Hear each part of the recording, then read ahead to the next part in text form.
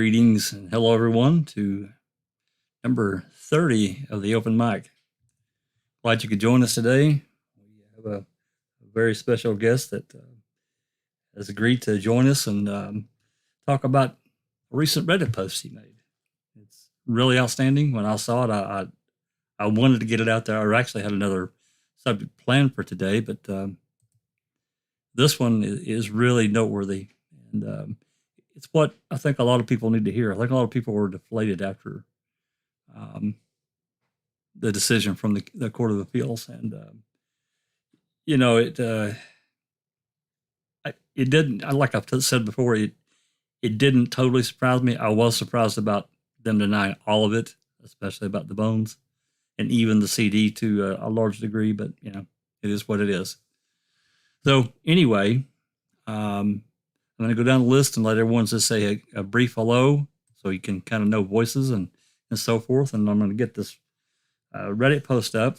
I'm going to let Temptedious talk through it. And then at the end of each point, we're going to have pause and have I'll say a brief Q&A, but it'll be a Q&A however long it needs to take. So let's start with the top here with Alice.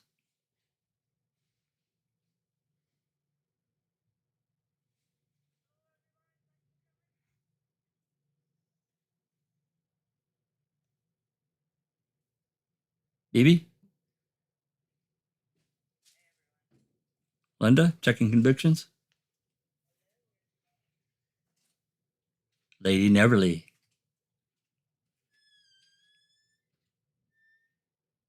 Lady Neverly.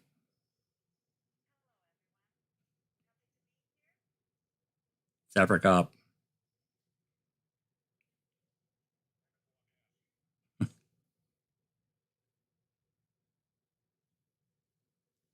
Sunshine.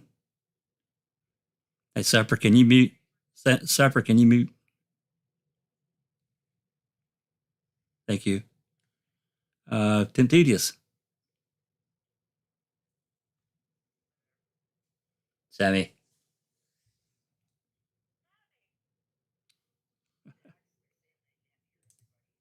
Really? What in the world? Okay. I don't. Real tech.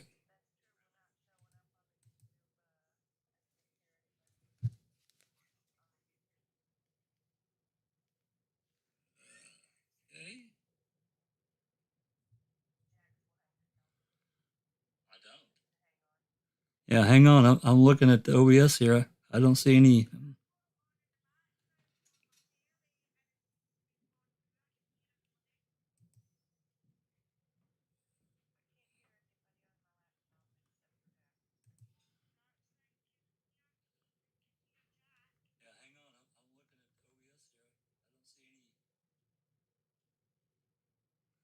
Yeah, I can hear myself on the YouTube, but I haven't heard anybody else.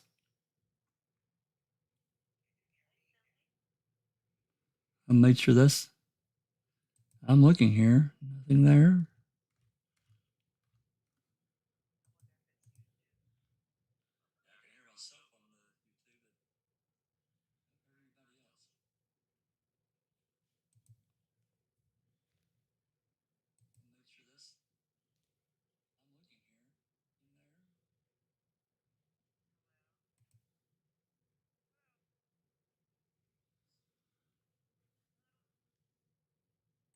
Yeah, I'm still checking it out here. Desktop.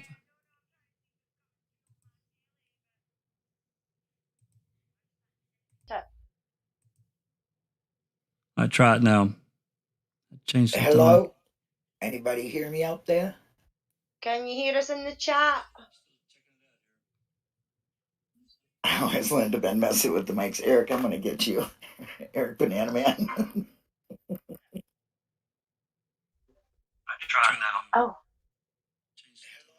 It's working now. At least it's coming through on my TV. Yeah, I think you it's hear all working of our now. voices? I can hear you. I can hear you. Yes, yes, yes. Okay, Yeah, we're good. it's Yes. working now. Yes, No, they can hear us now. apologies Watch for out, the Banana. apologies for the technical difficulties. Okay, let's start that again. Let me go down the list and let everyone say hello. Make sure everything's working. Apologies for that. Hey, y'all. Alice, Hello, everyone. Thanks for coming. BB, Hey everyone. Linda, checking convictions. Hello. Lady Neverly,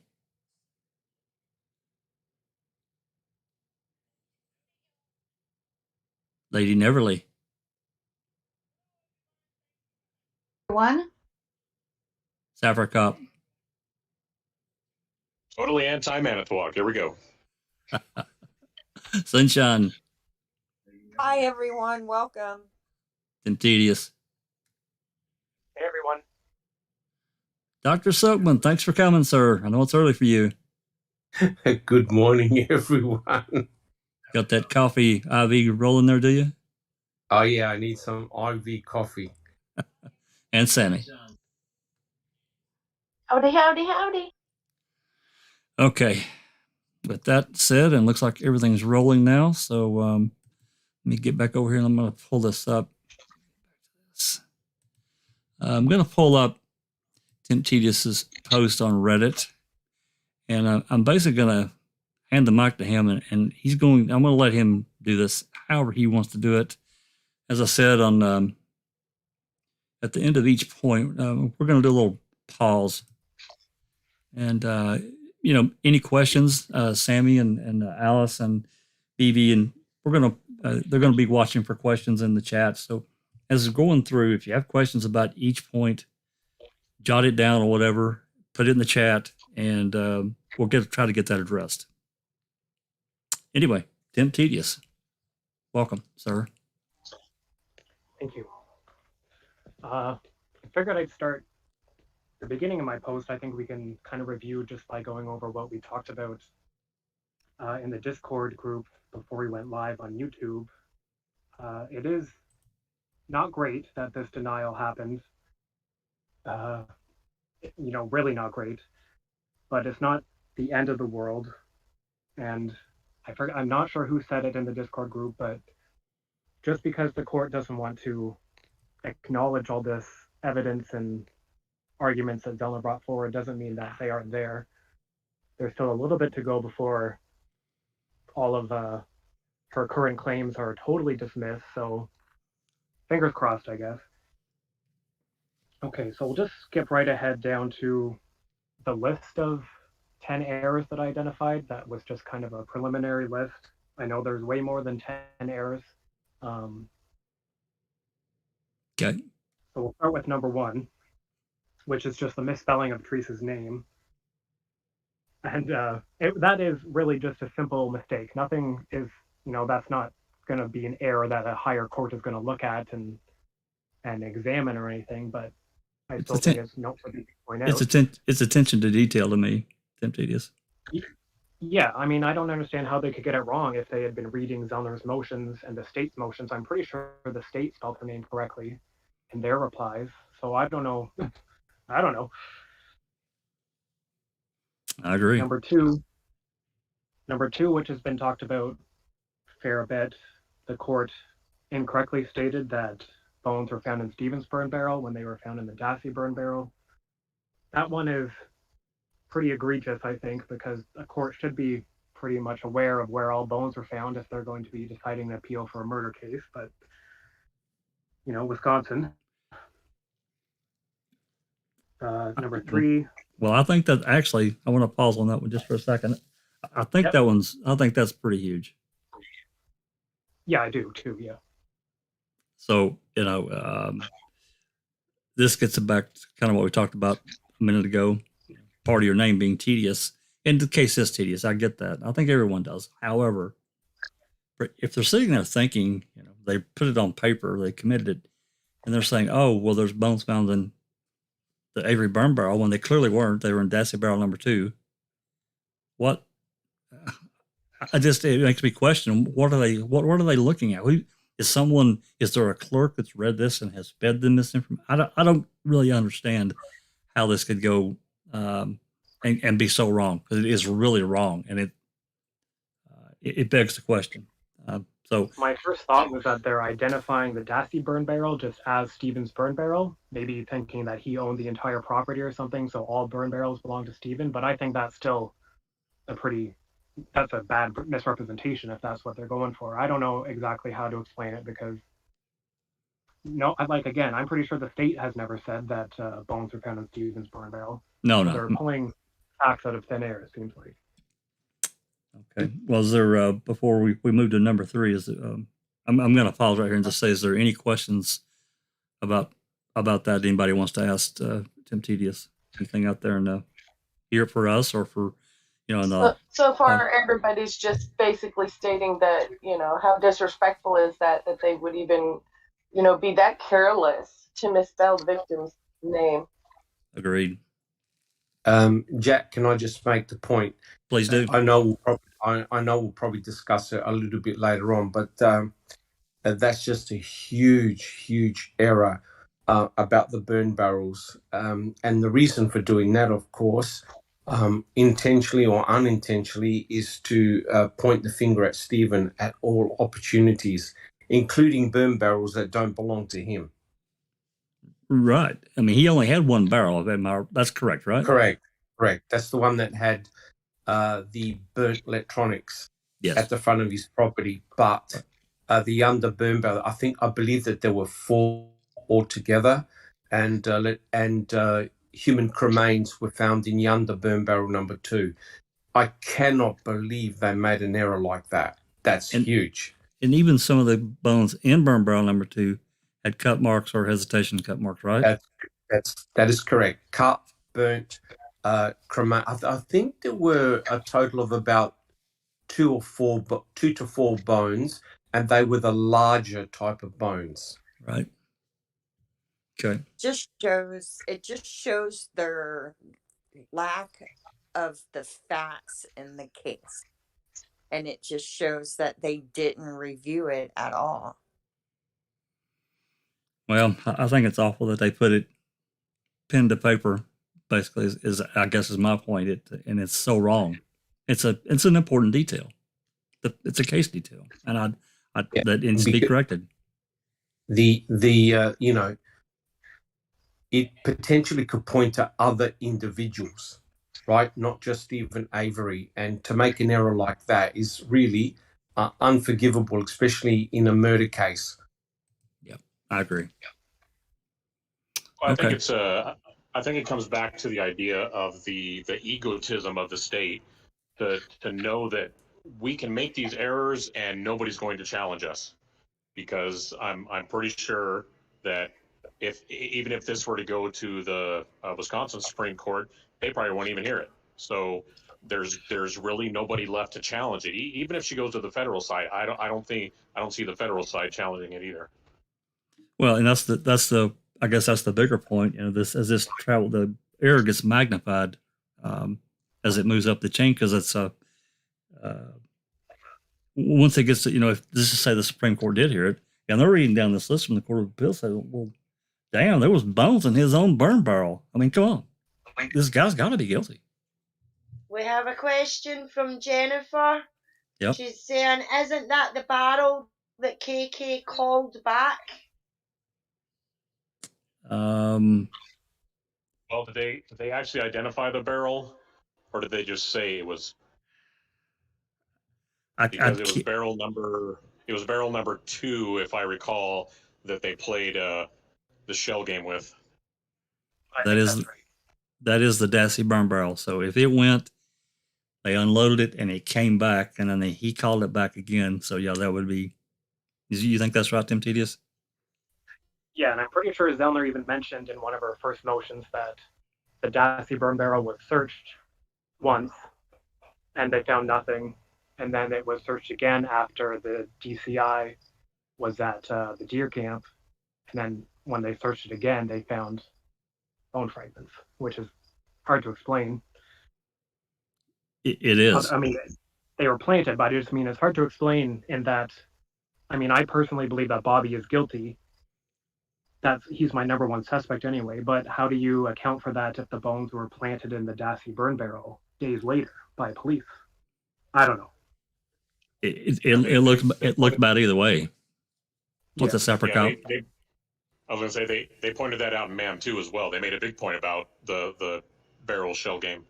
Yeah, agreed. It's also the barrel that is noted to be 1/3 full, and then again 2/3 full, or something to that effect. Like the first time they sifted it, it only had this amount of remains, and then the second time they sifted it, it had more more debris in it. You so know, it's Chris, clear that it grew in size while law enforcement had control of it. You know, Christine, another bad thing is that, I mean, besides that, but number one, that it got sent back to the property. What the hell's that all about? I got a problem with that too. So yeah, it's definitely all it takes is a judge that has justice on his mind to look at the facts of the case to get it back into court. And that's all they're doing, is they're just keeping her from doing that. right. Because when you start analyzing all of this, it literally makes no sense. It's like Zellner said, it's a stupid case. It is a very stupid case once you know what was done here. Agreed. The reason I came back, I think, is actually pretty simple. You know, I've been saying for the whole time now that this was all being done on the fly. So when that ended up happening, is they were playing such a game there that they lost track of what barrel was what. So when they sent it back, they thought they were sending back Stevens' barrel, and it wasn't. And that's scary. That really is. You're probably right, though. You're probably exactly right. But doesn't this underline the main issue of this case from the get-go? A lack of proper documentation. I've never, ever heard of a case like this one in which human remains were not properly documented. No matter where they were found, they were trying their absolute best to hide information and also to confuse information. I mean, you try and work out the barrels, you know, where they are, where they came from, the trip that they went on, the tag numbers. It's exercise in futility. Yeah, we've had several. We've had several that tried to do that, and ended up at a brick wall. What were you going to say, Sunshine? I was just going to say the closest anyone has come is the databases that yours has provided that shows some kind of ability to track it. I've been trying to track them for 3 years because I think that I personally don't believe there were ever bones in the burn pit. I think it all was done on paper. And that's why it's so difficult to track them. That's why all the tags are labeled misleadingly. That's why Eisenberg, when Trooper Austin did the forensic report and documented all the bones on the 3D skeleton, that's why the bones that were on paper found in the Manitowoc County Quarry aren't put on the skeleton in the forensic report. I think everything was found in the quarry and they transferred it all on paper. Well, since they didn't photograph the burn pit when they found it, right? They can't bring it in. That's why I always say they came in a box and left in a box. Pretty much.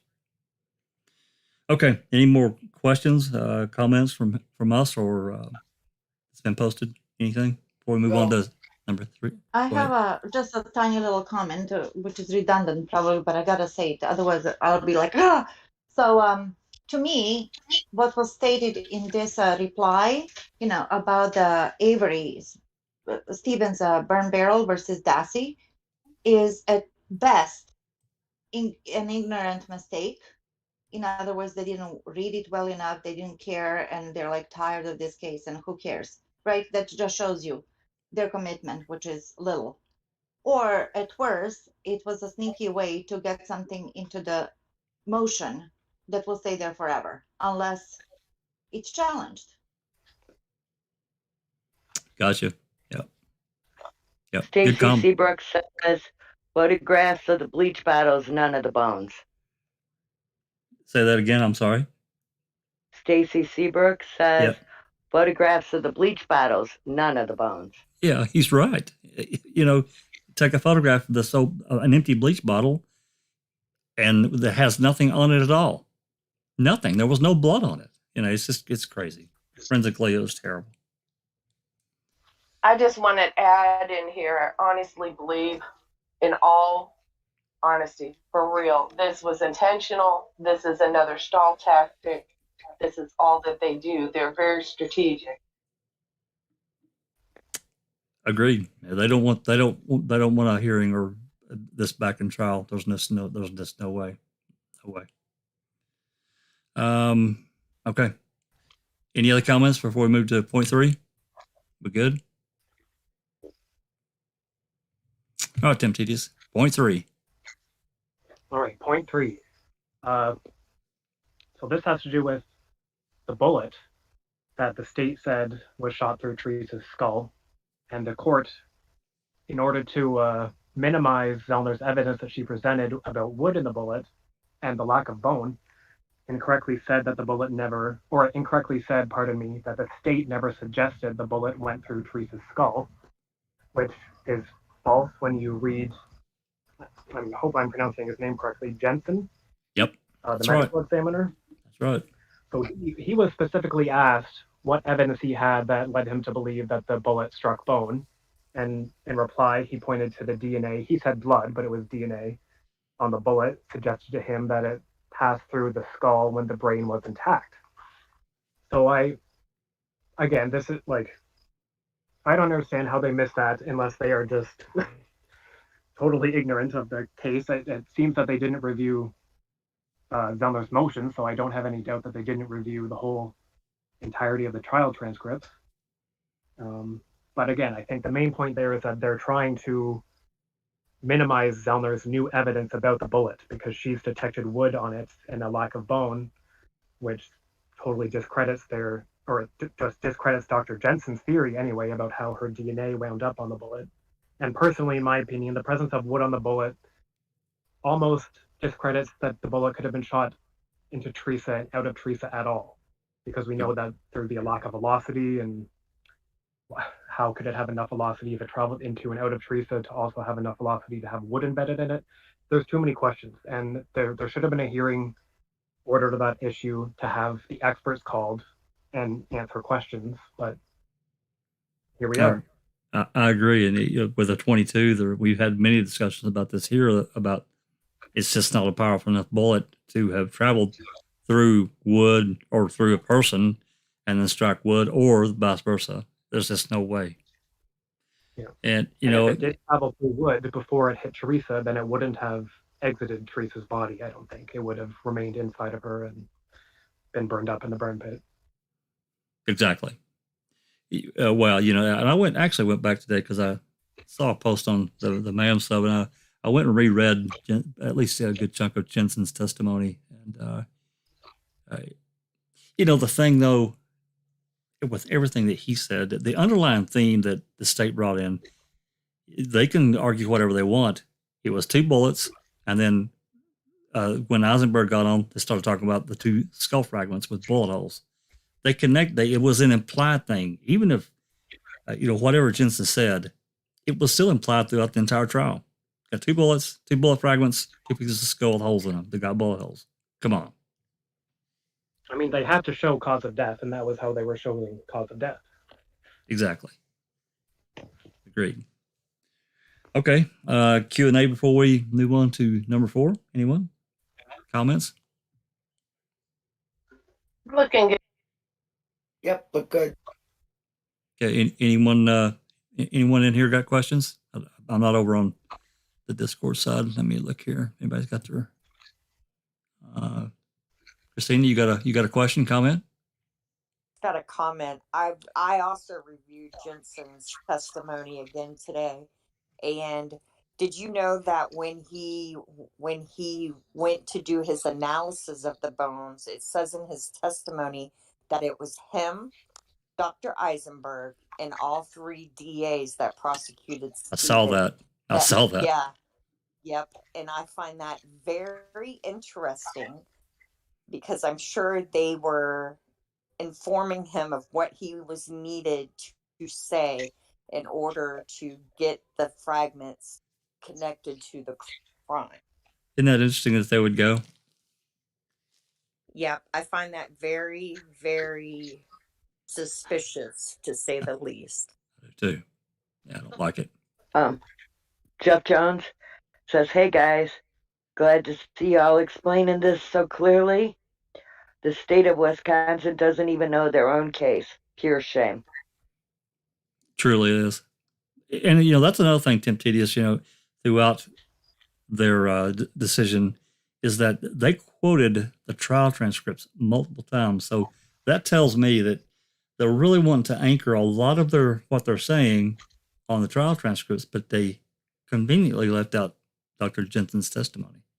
They had to. Yeah, good point. So, okay. They're aware of what they need to be aware of. I'm sorry? I said they're aware of what they need to be aware of, and that's it. Yeah, exactly. Ignore the rest. Okay. If we're good, let's move on to point 4. All right, point 4. This is a point that I expand on later in the post, so I don't know how much we want to get into it, but essentially the court incorrectly said that Zellner failed to demonstrate why Strang and Buting, why their theory of Stephen's blood on the RAV was deficient. So they actually kind of said, Zellner's blood expert has some okay points that could have been used by Stephen, but we don't really want to hear that argument because Zellner didn't tell us what exactly Strang and Buting did that was so bad that made their argument deficient. And this is just another indication that the court or the clerks or whoever had a part in writing this opinion did not read Zellner's motion, or at least did not read it carefully enough to realize that she made the exact argument that they said was excluded. Basically, Zellner says that it was ineffective of them to suggest that the blood came from the vial, because there was no evidence of that, and that if they had hired an expert, they would have been informed of that fact, and they should have, I think this is the most important part, is that Strang and Buting should have investigated Stephen's claim about his blood in his sink that just disappeared the morning after. Because if they had done that, they could have made an argument or fashioned an argument that wouldn't have been impacted by the state presenting the EDTA testimony. So the defense could have just said, whatever, who cares that there's no EDTA in the blood? Stephen has been saying since the beginning that someone took his blood out of the sink, and we believe that it was, transferred to the RAV, whatever they wanted to say. So that, I think that's a strong argument for deficient performance, the fact that they ignored what their counsel or what their client was telling them. And he even made comment back, I don't remember what day it was, that this blood was gone. That he actually reported it back in early 2000 or early November or sometime in November 2005, I think. Is that right? Yeah, he was talking about it before because in the documentary we see Stephen being interviewed out on November 9th by Wiegert and Fassbender, and he says in that interview, he does suggest, well, they have blood. They took a vial of my blood. So that's kind of, in the documentary, we're led to believe that Stephen suspected the blood came from the vial. But then in season 2, we do learn that he, even before November 9th, and after November 9th too, he was talking about the blood in his sink that he said he deposited there November 3rd, I believe, and it was magically cleaned up the next day. Yeah, when his finger busted open or when he whacked it or whatever. Yeah, that's right. When he was helping unhook the Barb's trailer. Right. Okay. Well, we can talk about this a little bit more, but if there's any pressing questions, anyone's or comments anyone's got before we move to the next one. No Nance, question. Just Nance, easy. Oh, sorry. Go ahead. Go ahead, Pete. Nance Life said the DAs were all over this case starting November 5th when 5 DAs were on site at the Avery salvage yard for a missing person and only a vehicle found. Yeah. And the stark contrast and difference between this case and the Rudy case when they had a few officers show up. I think it's quite telling. That's a good point. But yeah, she's right. Okay. Anything else before we move to, I think we got number 5, and we can talk about this a little bit more later. I'm sure we will, but. Okay. Linda, go with Stacy's. Oh, yeah. Stacy Seabrook just wanted to thank Temptedious very much for his post. An absolutely brilliant post over the years. Thank you very much. That's nice. I'm not actually looking at the YouTube comments, so I'm not seeing anyone's comments. So hello everyone on YouTube. Yeah, we're trying to get those back to Temptedious so he can concentrate on his post, but he doesn't have YouTube open. So okay, moving on to number 5. Okay, so this one is another. It's troubling that the court didn't order a hearing on this issue, but the court incorrectly said that Zellner's argument about the swapping or the reassignment of Avery's groin swab as the hood latch swab was not supported by any fact of record. And anyone who's read her documents or has seen Making a Murderer 2 knows that there's quite a bit that supports this argument. First off, Avery in his affidavit said that when the illegal groin swab was taken, they pretended to dispose of it in the garbage, but he never actually saw Wiegert drop it into the wastebasket. And then after that, the most important part, I think, is probably the fabricated chain of custody. So Zellner can tell from chain of custody documents that the swab was handed over to Wiegert by Hawkins, but then when Wiegert drove the swab to the lab, he, instead of signing his own name, decided to print Hawkins' name twice on 2 different transmittal forms, which there's just no, that's against protocol and standards, and I can't think of one single legitimate excuse that would account for Wiegert printing someone else's name unless he's trying to cover something up, such as his fabrication of DNA evidence. Yeah, sounds kind of illegal to me. I got all kinds of issues with this one, all kinds, and you just named off one of them. One officer printing another officer's name under any circumstances. I mean, I'm talking about here, guys. I'm talking about with handling evidence, and I'm talking about as a police officer. I'm talking about just something that doesn't matter. This matters. Yeah, I have real problems with it. That's all kinds of no. You don't, because if anything ever were to come back on it, they're going to come back at Hawkins, and now Hawkins is stuck having to answer for something he didn't even do. That's right. Okay. Any other comments, questions, concerns? Any comments from you two? We need to filter through. No, it definitely needs to be said that's a more important factor than they're letting on. Yeah, I think it's pretty huge. I remember that coming up, way back when we got the Seeking Truth got the ledgers. It was like, holy crap! Because there's so much wrong with the ledgers anyway. There's so many problems and issues that and you're going to expect there's going to be some here and there, but there are issues all over the ledgers. Anyway, different conversation. Anything else before we move to the next one? Stuart Hodson said 2 people actively bleeding and no mixture with Teresa's blood. Yeah, that's well. And then we talked the other day about A23. That's on the back of the cargo door.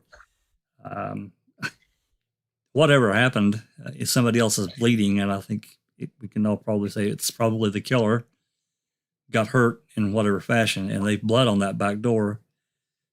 I suggested, this is speculation only, of course, but we all know that they didn't test everything in the cargo area, so there could be a mixture of that DNA plus Teresa's in the back.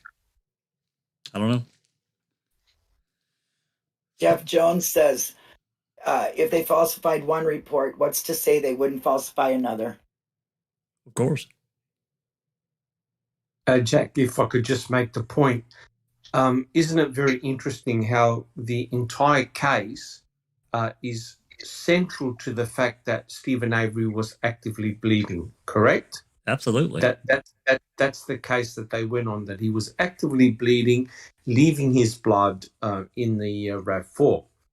Now, we've got a clear case of another individual who is not Stephen Avery nor Brendan Dassey, who left their blood on the back door and also a print. That means that that person was bleeding as well. Isn't it interesting how the state, not surprisingly, of course, how the state has completely buried and ignored another blood source? Yep. You know, didn't Kratz in his opening statement incorrectly say that A23 Yes. was Avery's? He did do that, didn't he? That's correct. And Yes, he did. And He Beauty did. corrected him. And that's correct. And Culhane had to admit that that sample was not Stephen Avery. But see that how the damage was done initially in the opening speech by saying that Stephen Avery's blood was found in the back cargo area where Teresa Horbach's blood was found. That is incorrect. Yep. Let's also not forget that there's male DNA on the license plate that doesn't link to Brendan or Stephen either. That's right. So there's DNA that doesn't belong to the two men convicted of the crime on both the back of the RAV, where the victim's blood is found, and also on the license plates, which were called in 3 days before the RAV was found. And forensics analysis was chosen, or they decided to stop or claim they couldn't develop a profile, depending on which sample you're talking about, in order to not have anything on the record that didn't link to Stephen or Brendan. Wouldn't it be interesting to find out? Correct. Wouldn't it be interesting correct. to find out that the male DNA on the license plate and the A23 are the same? Wow. Well, you know, the thing is that Culhane said that she only developed a low level of DNA, which probably meant that she actually got a profile, but the profile peaks when you look at the computer readout were probably too low, so she couldn't make a definitive call. And that's exactly why Kathleen Zellner wanted to get access to the RAV4 and also the license plate, because there's a new technique called MVAC, which uses a vacuum system whereby it can extract tiny, tiny amounts of DNA. It's pretty obvious that the state don't want her to do that. No. Okay. Any other comments? And I can just say, in addition to the Dr. Silkman's comments, he mentioned that the state specifically said that Avery was actively bleeding, and they also said that he was leaving contact transfer stains, the one on the ignition anyway, and that's why Kratz was so fucking nervous when he was interviewed by ABC, and they asked him if Stephen was wearing gloves, because he knew that his trial theory was that Stephen could not have been wearing gloves because he was actively bleeding and leaving contact transfer stains. So it's a strange thing for them to do, because they kind of screwed themselves over by suggesting that he was, number one, actively bleeding, and number two, leaving contact transfer stains, because that just automatically indicates there's no gloves. But that doesn't explain why there'd be no fingerprints if he's actively bleeding and not wearing gloves. You know, I was actually going to say that. No bloody fingerprints or palm prints. Come on. Yeah, correct, 100% correct. But the other thing, of course, is that we had Stephen's Pontiac Grand Dam, right, as a form of comparison. And they actually said during the trial, the blood spatter expert was asked, does this represent someone who's actively bleeding? And the guy said, yes. And you can see that you've got droplets of blood all in the one general location, right? Because the blood is you're bleeding, and the blood is pouring out. Yet if you look at the RAV4, you don't find that blood distribution pattern. No. Which is very, very interesting. And plus, of course, if Stephen, according to Brendan, they drove the RAV4, Where's the blood on the steering wheel and the gear shift and the brakes? There's none. And the blood, and of course, we can't forget about the CD case that I bitch about all the time. This Correct. smeared all over it. That doesn't explain that, nor the blood No. plaques. And the And interior hood latch. Correct. so yeah, It's clear when you look at the Grand Dam blood dripping, you can tell that Stephen was in the act of reaching through and grabbing his telephone charger like he said he was. That's why the blood is where it's at. You can tell what was done. When you look at the blood in the RAV that's supposedly Stephen's, makes no sense. you can't figure out why it's where it's at. There's no sense in it being where it is with nothing to connect it. If he's actively bleeding, there should be a trail. Like breadcrumbs, you should be able to follow his movements around that RAV, and you can't do that. And I still would expect a bloody fingerprint, even if it was a partial or a smeared one. Yeah, but that was a really, really good point. I mean, it's pretty. You walk into any house where you've cut yourself, and you can actually follow the trail of blood, right? So it's pretty obvious that you were active or someone was actively bleeding, correct? If you look at the Toyota RAV4, it doesn't look like that. Furthermore, no one found any droplets of blood around the RAV4, right? So did even Avery magically just start bleeding inside the vehicle and then stop? Yeah, the whole thing is ludicrous. And someone made the point, what about blood on the key? Correct. Yeah. There is no blood on the key. That's right. Yeah. TTM Fangirl has got a question. Will KZ be able to test the plates or A23 now, or does she have to have a hearing to test anything else? She would need to file at this point. I believe she would need to file another motion for scientific testing, like she did one of her first motions ever on this case. Yep. Part of her appeal was actually requesting testing because the circuit court incorrectly denied the motion to relief when Zellner said, hey, we had an agreement for testing. So I expected the Court of Appeals to address that, but they didn't, of course. So now I do believe that she would have to file a new motion with the court and hope that the state wouldn't fight her on it. Yeah, I think that, and somebody please correct me if I'm wrong, I'm not a lawyer, but anytime that a defense lawyer wants to test new evidence or retest evidence, whatever, a judge has to approve it. They have to sign and say, yeah, it's okay, go ahead. Or no, you denied, you can't do it. I'm pretty sure a judge has to make that decision. Yeah, even if the state would agree, they would have to present a stipulation like they did last time. But I have a feeling that they're not going to agree this time and that she will have to litigate this through the courts. I agree. I was reviewing, I think it's 97407. It's a Wisconsin thing. Yep. And that's got to do with testing of evidence. And it seems, unless I do not understand all of it at all, and I'm not trying to say that I do, but it seems like a defendant or a convicted criminal in a case has the right to test the evidence at any point in his appeal if he can make a compelling enough argument of why that testing could change the outcome. So I don't see if there's has there been anything brought up about the DNA on the license plates or could she go ahead? Not since her first filing, when she initially asked for pretty much all of the evidence in her motion for scientific testing. She did mention the license plate. She mentioned item CX and a few other debris piles in the quarry and deer hunting camp area. Yep. But they never got that far. She was expecting, to test more as they went on. They wanted to do it in stages, release only certain pieces of evidence at first, and then we'll get to the good stuff later. But of course, when we started getting to the RAV and and bones, that's when, as fate would have it, the denial was issued. Yeah, everything went to hell in a handbasket.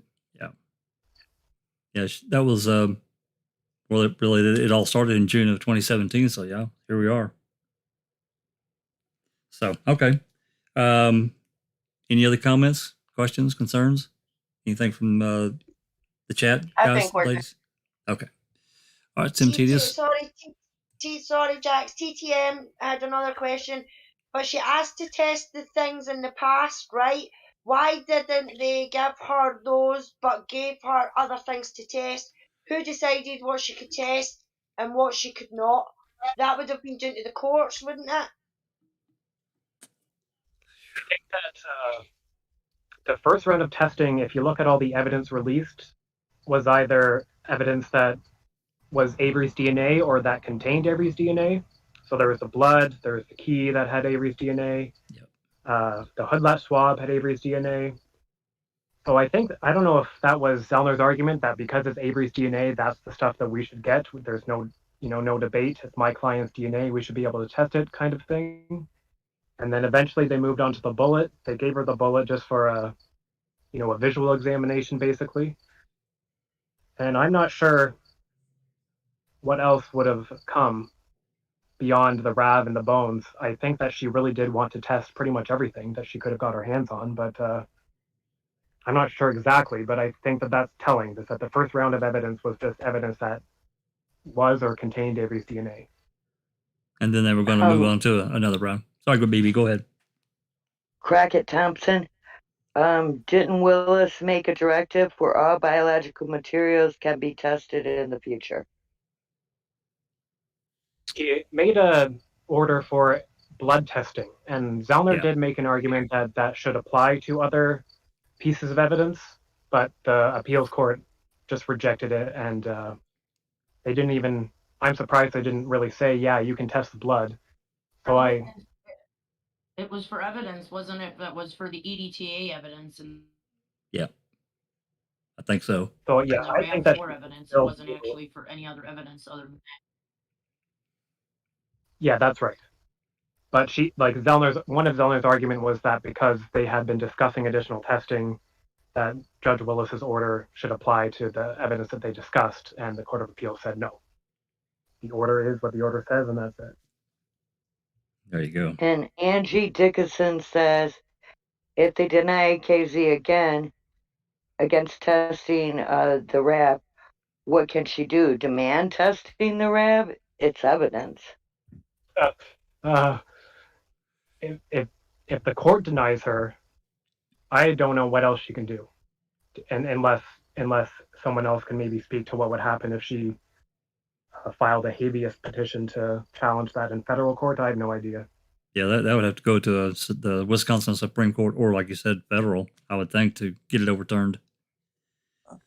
I just have this feeling that it's going to end up a federal case anyway, because I think that it's a writ of habeas corpus. They have denied him this whole process.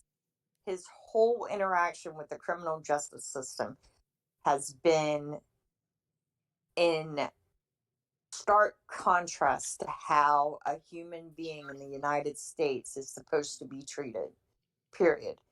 And I think that he has a compelling case. I don't know if they'll hear it, but I think that it may be the only avenue where she may find a judge who's willing to look at the evidence and look at the facts and actually do the right thing. Because I don't see her getting relief in Wisconsin at all. Well, there are other reasons, and I'll get to it there when we get to the end, but this case, and especially about the bones, I talked a little bit with actually commenting on in Reddit about what they've done, but we'll get to that. Neverly, you had a comment? Question. Okay. Because so far she's been barred to proceed in testing on a bunch of things. With this new witness, Tom Sawinski, if that catches on, if it lives in the court system and they say, okay, show us the proof, can that take us to maybe opening up a case of having the RAV actually available and relevant because he observed Bobby and the bearded man pushing the RAV. So can she go about that way? I think she could, and I think she will. If Zellner decides to make a motion to test the RAV, she's going to go hard for it. She should, because Yep. that's the only way she's going to get it. But I just don't feel comfortable being like, yes, for sure, this new witness will result in the RAV being released to her. I mean, she'll have a At strong least there's argument. like a possibility. Yeah. Yeah, I think there's a possibility. Yeah. Thank you, Tim. I think that she definitely needs a connecting phone record to show that he called Temptedious, but that's me. Yeah, I agree. Okay. Anything else before we move? We're good? I Okay. think it would be wise to move to the next point. Okay. Next one, Temptedious. Whenever you're ready. Okay, this one is a bit confusing. It's the voicemail issue. So the Court of Appeals offered an opinion about the content of a voicemail that no defense counsel or judge has ever heard. And they kind of admonished Zellner for saying that the voicemail would have contradicted the state's theory when there is nothing in the record that demonstrates that. But they didn't acknowledge the recorded phone call between Wiegert and Remacher. I'm not sure exactly the date, but I think it was early in the morning on November 5th. Yep. Before the RAV was found. That's right. That they were basically discussing Teresa's appointments, and Wiegert very clearly says that Avery was Teresa's second appointment, and the Zipperers were her third appointment. And I'm not ever surprised, I guess, but I wish that the court had at least addressed that, because that's the one piece of evidence that does contradict the state's theory about the order of appointments and the content of the voicemail.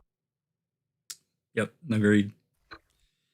Well, before we open this one up for conversation, there's a couple of things that really bother me, and part of it's come to light recently with an email I think yours got that had part of or at least it had a copy of a spreadsheet, and I think you've probably seen it, but it's clearly an evidentiary list for the prosecutor, and it was dated a month before trial, and it clearly lists the Zipper voicemails being seized.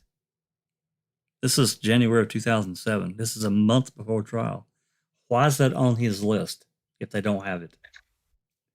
And of course, we don't have any answers. And I'm pretty sure that Strang or Buting says during the trial that they've never heard the voicemail. So I'm like, that kind of surprises me, because like you said, if the voicemail was in evidence and being referenced in documents in January, I would think that the defense would have taken the opportunity to listen to it, but it kind of sounds like they never have listened to it and have never heard it. No court has. It's just the state that has listened to it, and right before trial, it just disappeared. Right, and Zellner went so far as there was an email chain. She requested it from CASO. CASO says, oh, no, we won't have that. That'll be Manitowoc. She goes to Manitowoc. Oh, no, we don't have that. And so, she's stuck in this catch-22, circular logic of never getting it. So it's to see that on that list, it really surprised me. But I think personally, I've said it a million times, I'll say it again. If that message helped the state, we'd have never heard the end of it. It would still be playing today. I think it hurt their case. I think there was something mentioned in that call that hurt their case. But that's me. That's an opinion. Questions, comments? Anyone want to say anything about this one? I think we're good. Okay. All right. Moving on to, I guess we're on number 7. Yeah, this is kind of a smaller, maybe less significant one, but I included it in my post because it was an error that both the Circuit Court and Court of Appeals made. Way back when in 2017, when the Circuit Court denied Zellner, a big part of her argument was that, well, Zellner never even told me that her motion was incomplete. So why, like, I ruled when I ruled, and that's the end of that. And the Court of Appeals kind of referenced that opinion and is kind of punishing Zellner in the same way that the Circuit Court had. But again, it seems that neither the Circuit Court nor the Court of Appeals carefully read Zellner's motion, because when she's in the motion itself, she specifies that her trace expert, I'm not sure, Dr. Palanek, I think, was planning to supplement his affidavit after they conducted additional testing from items that they collected from Avery's garage in an attempt to tie the debris on the bullet to the specific debris from Avery's garage. So I think that qualifies. Zellner literally said in the motion itself that supplements were forthcoming. But the court kind of is saying, no, or they didn't really even acknowledge that. But so that's just a small little procedural thing that they got wrong. It's still continuing to compound an error that it needs to be corrected. You know, even if she doesn't do anything beyond just filing for reconsideration or whatever, just to correct the record and include what you've talked about, especially like stuff like this. Just to get it on the record, I think is important, but we'll see. And there's I'm not sure, someone might be able to speak to this better than I am, but there was a July 14th letter, I think, that Zellner sent to the court discussing her request for access to cranial fragments, to skull fragments. And that isn't necessarily, she wasn't telling the court that she was going to supplement her motion in that letter, but she was telling the court, we still want to do testing, which, you know, could be taken as we're hoping to supplement our motion if we get test results that benefit Mr. Avery's claims. So the court knew that her investigation was ongoing, and now they're trying to say we had no idea that your investigation was ongoing. Oh, yeah, I don't think I've seen that. Maybe somebody else has seen it and can speak to it. I haven't. Or if I have, I don't recall it. Okay. Questions, comments before we move to the next one? We're good? We're good in the chat, Sammy? Kelly Callis, if anyone really believes Zipperers was the last step, it eliminates Casey's Bobby did it theory. Unless you want to believe he chased her out of the way to Zips, sat and watched and waited for her to finish and then killed her. Yeah, I agree. The Zipperer theory does seem to kind of conflict with the Bobby is guilty theory. I mean, you could argue, I guess, that she came back to the salvage yard around 3 and was seen photographing the van by the bus driver, but even then we're kind of still left with lots of questions to answer. And I'm pretty sure that Zellner's theory with Bobby is that he basically accosted her immediately within, 5-10 minutes after she left the property, not that she went to Zippers and came back. But yes, that's a good point. Well, there's another thing too that Zellner said that. I'm sorry, Jinx, go ahead. She just got to prove that there's other suspects. So yeah, that's just what I was going to say. She only has to bring doubt to the court. Have to prove it's Bobby. She can have the theory that it's Bobby. She can also have the theory that she went to Zippers, made it home after that, or someone else did something to her after that. She just got to prove enough of these prongs to get that in there.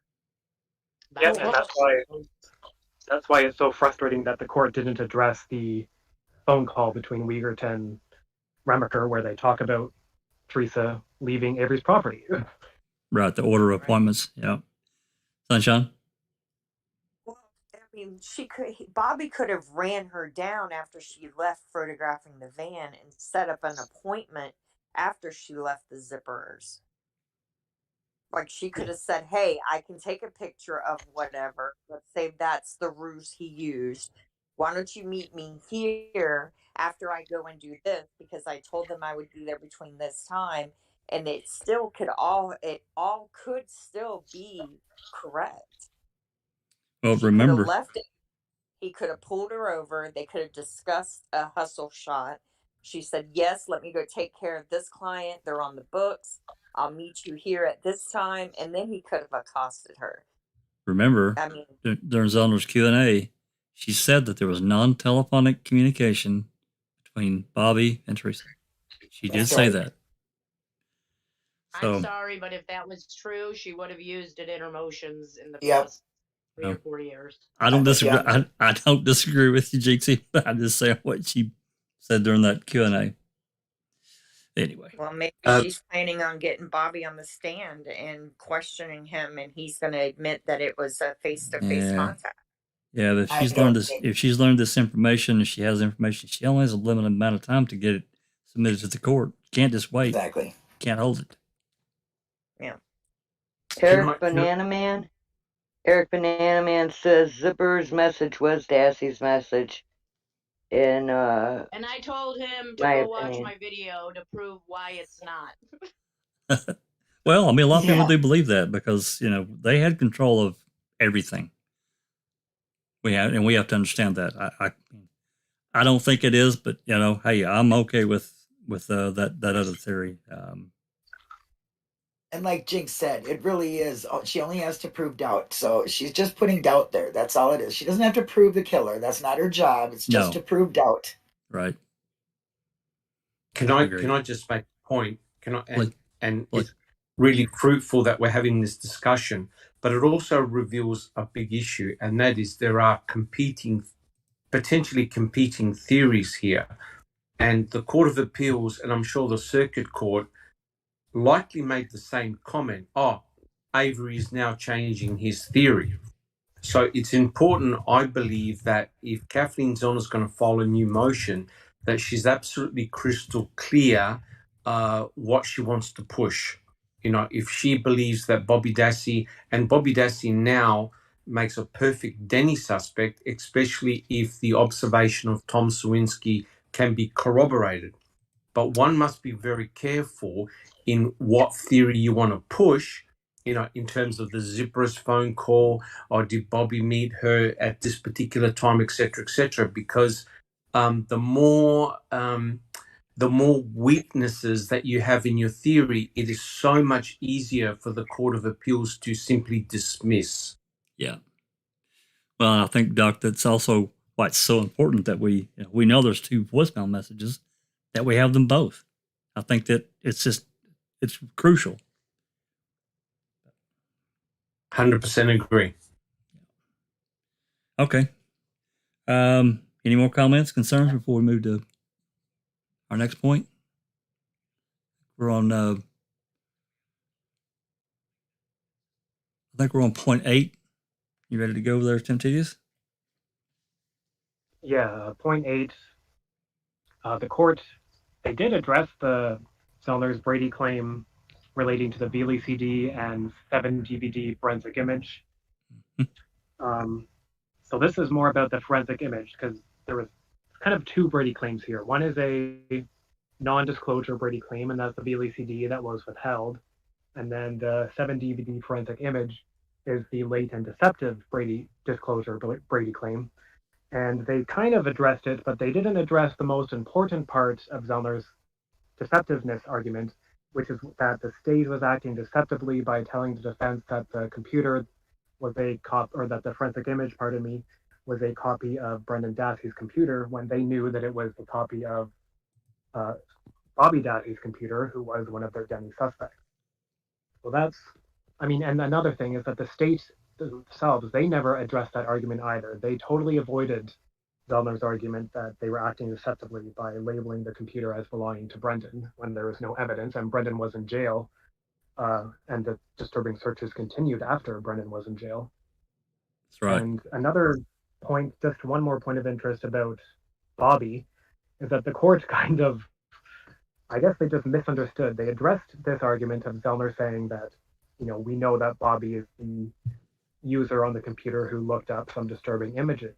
And the court said, you didn't prove that because you only pointed to your expert affidavit, Mr. Hunt, the computer expert, and he only listed times of the image searches and said nothing about Bobby's schedule, and it wouldn't have been within his purview to say anything about Bobby's schedule anyway. But the court missed that Zellner cited many times Bobby's testimony during the trial, where he was specifically asked when he was home alone around the time of the murder, and that's why that was Zellner's argument, is that we can tell that the timing of these image searches, some of these deeply disturbing image searches, occurred when Bobby himself, during the trial, said that he was home alone. So I thought that that was a pretty compelling argument, at least to get a hearing on the issue and to figure out who was making the searches for torture and child porn and pedophilia. But they kind of brushed that aside as there's no evidence that Bobby was the one conducting those searches. But again, they failed to acknowledge that Bobby said that he was home alone during the day when most of these searches took place.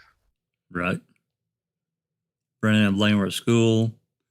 Barb's at work. Everybody else is gone, living with girlfriends or whatever. So yeah. The belly. Also, go ahead. Yep. It said also the fact that they're looking at child porn on the computer, like they just totally ignored that altogether, even if it had nothing to do with this crime. That in itself is a crime, and they didn't bother to figure out who's taking advantage of women or children. So I find that fucked up. No one in the state has investigated that or has, talked about how egregious it was that Fassbender failed to investigate that, when I'm pretty sure Mystic Jinx is the one who posted a newspaper article revealing that Fassbender used to give talks to concerned parents about internet safety and, violence against children on the internet. Is that right, Mystic Jinx? Do you remember that? That is right. He was in that department for sexual crimes against kids. He was doing. Yeah, can also make the comment here. Wasn't it Mark Wiegert that made the comment? I think it was in a newspaper, basically outlining what they potentially were going to find on Stephen's computer. It was i.e. pornographic images, etc., etc. And isn't it interesting that they did find these violent pornographic images, but it was not on Stephen's computer. It was on the Dassey computer, right? And it is true. It is true. Anything that hurt the state's case, they suppressed or didn't want to know about it. And it's a consistent thing right throughout the trial. It's consistent. It's consistent even in the Court of Appeals, because if you look at the decision, anything that pointed at someone other than Stephen, they ignored or pretended that Zellner didn't present enough evidence to make it relevant.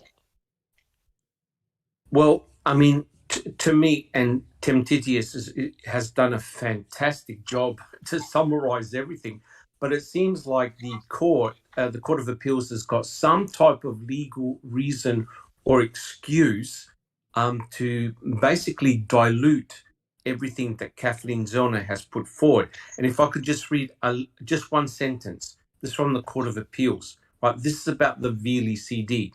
I quote, "Consequently, the Veely CD is not suppressed evidence, but merely an investigative summary of evidence provided to Avery." So they're saying we did our job. We did our job. The state did their job. It's up to the defense to action it. Yet when it came to Avery and Hallbach's computers, they provided the actual report. Yep. Correct. Everly? They kind of did address at one point, a couple of years ago, the porn and Bobby looking at that porn. They said just because he's a pervert, basically, I'm paraphrasing, that doesn't make him not a good witness or a truthful witness. Remember that? Yep. Yeah. How convenient. What was that, Temptedious? I said, yeah, that's correct. That was in the state's reply. They basically said, just because Bobby was looking at depraved images doesn't mean he wasn't telling the truth. But they didn't address Zellner's argument that there was impeachment evidence.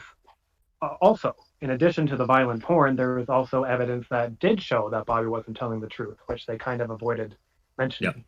Yep. Which was Exactly. the fact that he was looking at violent images when he said he was sleeping. Yeah, that, and there's a few other things on the computer that suggest that he was lying, but yeah. BB.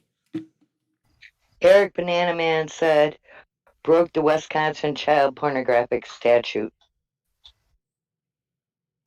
Yeah, Zellner's expert, actually, one of her, I think it was her crime classification expert, did suggest that Bobby's searches for underage pornography violated the Wisconsin statute on violent porn. There's been a few discussions about when that statute was updated to include images that are downloaded from the internet versus, you know, images that they had themselves taken. Or, but Zellner's expert did say that it was kind of strange that nothing happened to Bobby, considering those images are illegal. Yep. Well, yeah, they grabbed Herb on some marijuana, so why is a whole computer full of child porn ignored? Yeah. And they knew about it. Especially when there's a file that says TH and DNA, right? Well, that was another point. That was another part. You go ahead and talk about that, Temptedious, about that folder. So those are folders that the state recently discovered that that Zellner wouldn't have known about if it wasn't for her requesting additional police reports, where she learned that the state once more seized the computer, conducted an examination, and discovered, I imagine, among other things, discovered folders titled with Teresa, one with Halbach, and another with DNA that she requested the contents of, but hasn't had any luck on that, like much else. Yeah, they won't turn over the report, will they? No, they won't. Even they won't talk about anything about the computer. I have a feeling that the Court of Appeals would say, we didn't discuss the computer because the circuit court failed to rule on that motion. But one of Zellner's arguments was that because in her appeal, she's going over abuses of discretion.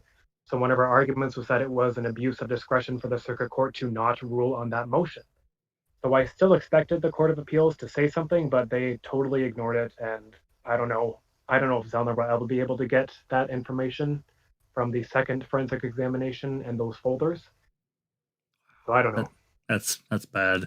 You know, I remember, I want to say it was 2018, but it could have been 2019 when you wrote that exhaustive report. It was everything that Zellner had turned over in about the Dassey computer, and you detailed it. Man, that was so good.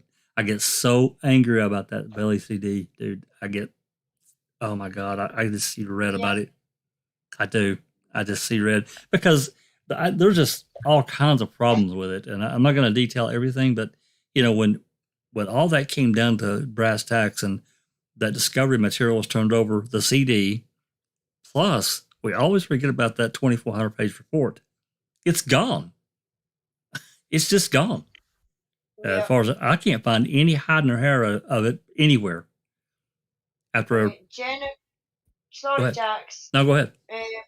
Jennifer Manning is asking, didn't they take the computer in 2017, and is she still waiting on the results? Yeah, that's what I meant. So after Zellner revealed in her motion for reconsideration that she knew about the contents of the Dassey computer, the state decided, oh shit, we better take that computer again. Yep. And that's when they found those folders and did another examination. And eventually Zellner discovered that they had seized the computer again, but she has motioned to be provided with the results, but she just hasn't had any luck. That's telling too. Really telling. Okay. Any more questions, comments before we move to the next one, number 9? Can I just make a quick comment? Please. Isn't it also true that they also found an image of both Stephen and Teresa Halbach on the computer? Pictures. Yeah. I think that they found in their first forensic examination, they found photos of Teresa and then photos of Stephen and Teresa, basically from websites on the case, you know, websites and news stories that have gone over the case. However, in their second examination, we know from the police reports of Deering's interview of Bobby in 2017 they ask Bobby who created the page or the folders with Stephen and Teresa's photographs. And to me, that sounds like something else that we really haven't heard much about yet. Interesting. Yeah. Yeah, like you, I don't know what's going to have to happen before we can. She's going to be able to get access to that. Hopefully, she will.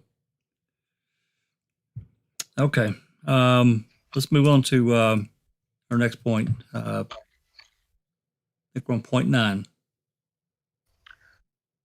All right, I don't know how, but this Court of Appeals said that Zellner did not demonstrate bad faith on the state's part for their 2011 release of bone fragments. They seem to kind of suggest that Zellner was focusing more on bad faith from Fallon from 2017 to 2018 with all the times that he lied to her. But then they said, you need to demonstrate bad faith at the time in 2011, and you didn't do that.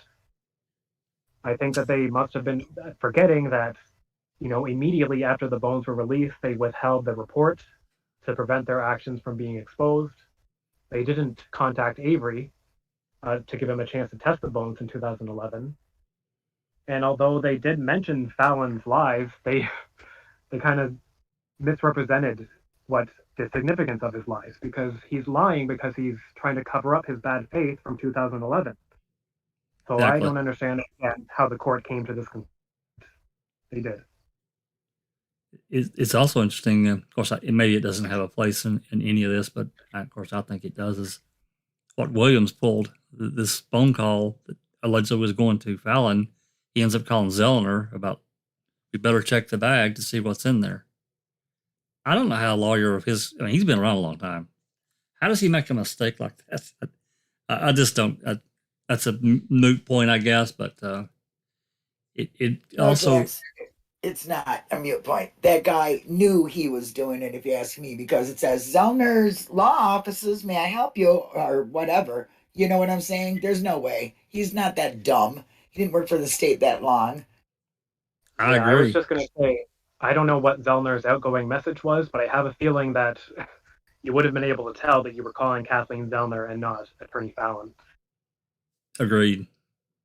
Maybe just, like I've always suspected, that he wanted off the case and didn't just want to go, hey guys, I gotta get off the case because he was assigned it. Yeah. I agree with you, Jax. He did. I believe he did want to get off it. He thought, I can't go on any further. Maybe some moral little bee bit him in the butt. It would have to be little because he knows a lot more than whatever, Oh, sure. Oh, yeah. Well, he's got skeletons in his closet too. So, but, yeah, this whole situation here, and this is actually was part of what I was going to talk about originally today, is the pages 1114, 1115 of the CASO investigative report detailing what they did in 2011.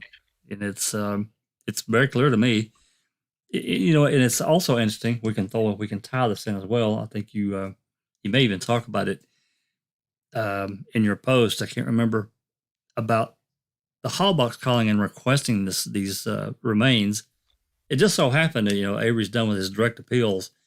Somehow they just automatically they make this call, and we have no proof of that whatsoever.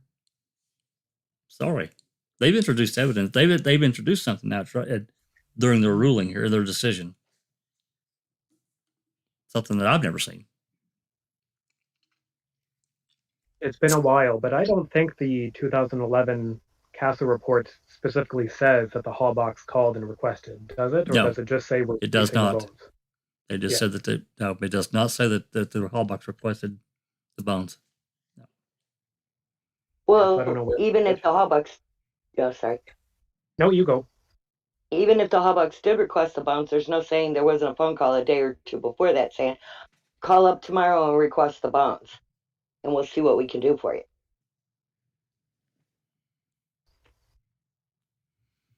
Yeah.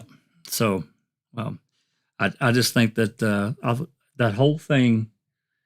I think that most families are probably told, whatever is used at trial has to remain in the custody of the state, and they absolutely knew better. They absolutely had to know what they were doing, and they can call it whatever they want. But that's a whole nother conversation that we can get into later if there's time. Comments, questions before we move forward to number 10? Anyone? All good? I had a question here. But Oh, I can't okay. find it. Where did it go? It was from somebody else. I'll find it and ask it later. I don't think it had to do with. Okay. All right. Okay, Temptedious. this request for the bones, I'm so sorry, is like my personal pet peeve, because this is the first time in 2021 that they're acknowledging or mentioning that the Hallbugs had requested the bones. So we've never seen a single document on it. And does the Court of Wisconsin go tediously, oh, no pun intended, through the cases and start returning bones or whatever other material to the families just because out of the kindness of their hearts? And my other question is, whoever approved that needs to be questioned as well. If they had already, as they say, requested the bones, which I don't think they did. I don't think there's any proof that the Hallbugs requested the bones, and I don't think anyone would have had a problem with that happening, so long as they contacted Avery and said, "We're going to do this. Do you want to have a chance to test these?" And if he said yes, they had to retain them. That's kind of what the law says, right? That's exactly what it says. There was a lot of people. There was a lot of people who, on state defenders who were trying to appeal to our decency and, well, how can we be so angry that they would release Teresa's bones to the family?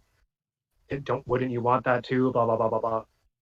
Well, yeah, but that was against the law, and now they're saying that they're not even sure if they're Teresa's bones that they released. So, that to me, they need to show documentation. They have to document everything, especially handing over cremation of a body to somebody, because it has to go through a certain procedure. So it would have to be signed out. Well, first of all, given to Stephen, because that's the law. That's what it says. It says hold all biological evidence for further DNA testing until the person is dead or they've served their time. So I have nothing against the Hallbugs getting their daughter's bones back. None at all. Okay? But do it in the right way and then show the people that are questioning this whole case and the courts and the lawyer for Stephen that you did this in a procedure that was legal and that followed the state statutes and morals, actually. Good point, BB. And it kind of not only affects Stephen but Brendan too. Absolutely, agreed.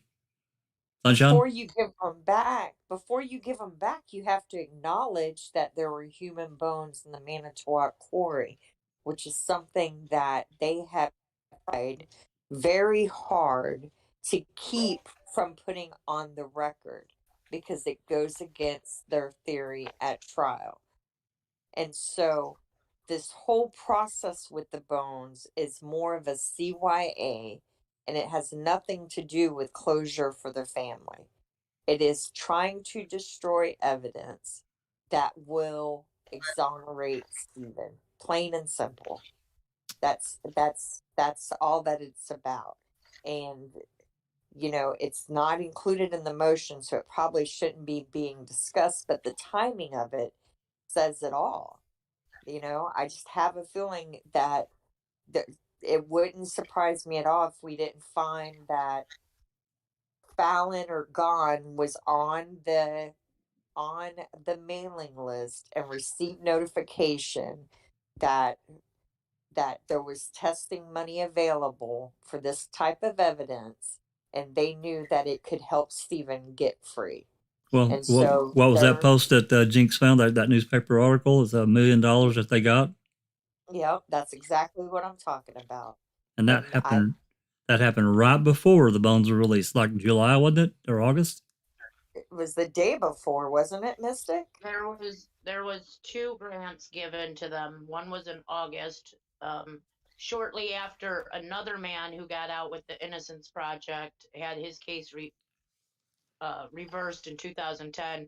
In August of 2011, there was missing evidence in his case. Then they got a grant for $270,000. Then Avery settled his case, and then they got another grant with it between like September 8th and September 19th. The article that I read was actually dated for September 19th, 2011, and they gave the bones back the next day. And then there was a stipulation put into their statutes for the disposal of evidence too. So that came in November of 2011. So don't tell me that this wasn't done it with a harmless error, because it is definitely done in bad faith, in my opinion. $1 million was the total for the year of 2011 between August and September. Yeah, that's not good. That's not good at all. I'm glad you found that too. That was a great find. Yeah, it looks more and more like a preemptive strike on the state side. Right. Yep. That's exactly what it was. I mean, they had deemed that the rapid testing could not be used at a crime scene. However, it could be used to identify remains. So it could have been used clearly. So can I just make the quick comment, please? Because we have been discussing the cremains at length, and we know how the Court of Appeals handled the cremains. Here's the question, right? If those cremains were indeed from Teresa Halbach, why is the state so concerned about giving those cremains back, when wouldn't the obvious thing be to have a 100% positive identification of those cremains, so the state can definitively hand over cremains eventually and say, these belong to your daughter, rather than have this ridiculous situation whereby the Court of Appeals is arguing, well, the guys that sifted the cremains from the evidence bag, they're not forensic anthropologists. They don't know what they were doing, so we don't know whether they gave back human bones, animal bones, or whatever. So that's their argument. And my question is, why is the state going to such a great length to protect those cremains, rather than to determine the identity of who those cremains belong to? Perfectly said. And that was a point that I'm on Temptedious Reddit post. This basically, number one, we know that the ledger was not signed. The chain of custody was not signed. We don't know who got them, who they were handed off to. They said the funeral home, but we don't know that.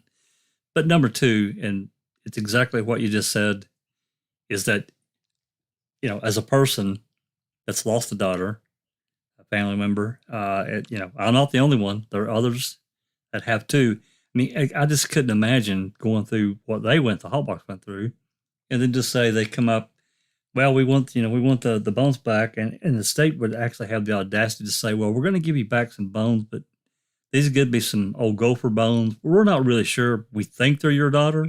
Are you kidding me? Are you kidding me?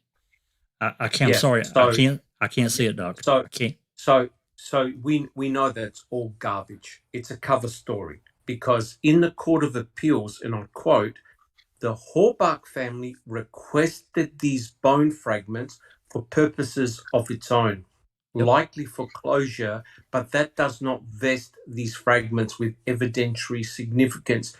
It is the most ridiculous catch-22 statement I've ever read. So in other words, the family requested the bones back. That's the first time I've ever seen that. However, they have no evidentiary value. Well, that's not true, actually. They asked for I was looking at all the motions, and it was the state who first said that the Halbachs asked for the bones back, and it was shortly after she filed about the bones. But there's no proof. They're parroting what the state said in their motion, but there's no evidence of actually them asking for these bones back. They didn't provide any exhibits on that. So No. There's for the Court of Appeals to rule on that without having any evidence actually put into the trial case, whether it be from the remand back to the circuit court or from the actual trial, there is none. So I find it odd they can rule on that without any Yeah, evidence. they're not a fact finding. How can they do that? That makes no Or sense. And how are they to they just found determine? one.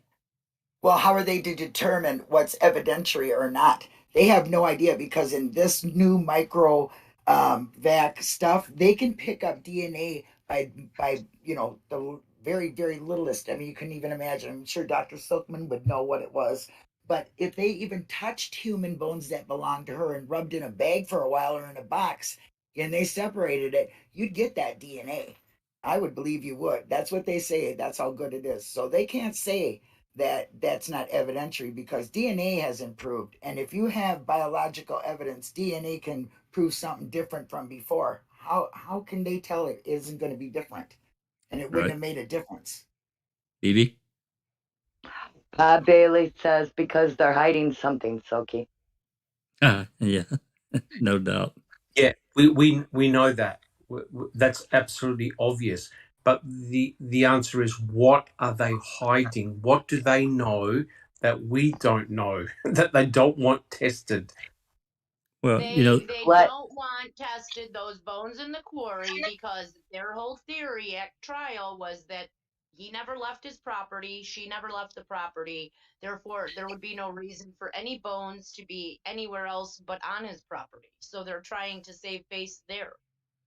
I think That's it's That's what more than that. I you do. think. I think You I think the think bones there, aren't hers at all? I think that there's a bigger story to those bones, and they're afraid of what successful testing will determine that they are. I don't Well, know no if matter. maybe it's two bodies, maybe it's somewhat, maybe someone else's remains got mixed in oh, there, Even or oh, even beyond that, Christina, even beyond that, it's the law that they broke, and you have to look at it yeah, that way. No matter what our opinion is, they broke a law, and they have no right facting something that they don't have fact on because they do not know that they are evidentiary not, if it not was or not. like you said, they are not a fact finding court. And by altering the record, they are introducing facts into this case that have not been heard. well, And no since one, they've some not been, there's no report saying the Hallbacks called, and they discussed it amongst themselves and they agreed to meet and give them back the evidence. There's no, there is no, there's no proof that the Hallbacks made a request for this evidence. So for them to assume just because the state alleged that that it's that's not true. their job. I agree. Well, this creates a couple of problems. Number one, my God, if that's somebody else that was in the quarry and they didn't identify and investigate, holy cow.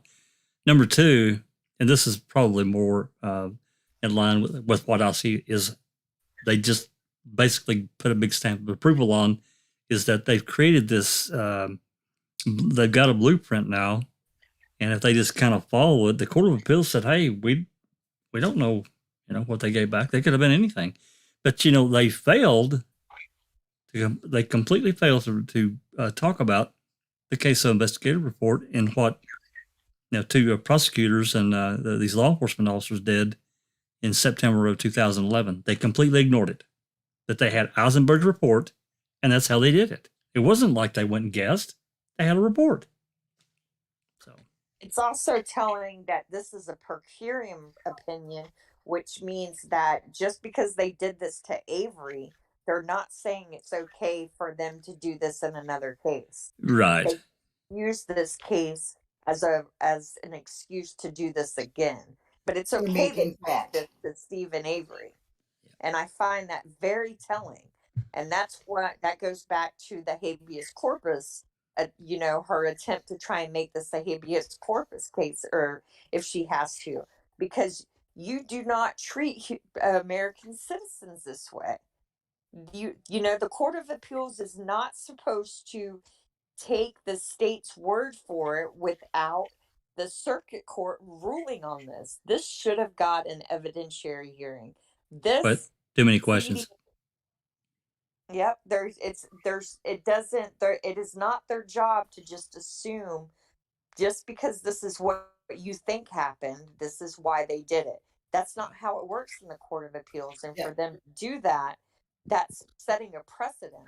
So Yeah, they will overstepped their laws, their own boundaries. I mean, for the what type of court it is. So they are making fact, and they're making fact in a legal document, which probably would bring up some other things. You know, so I think it's way beyond whatever we think and possibly could prove.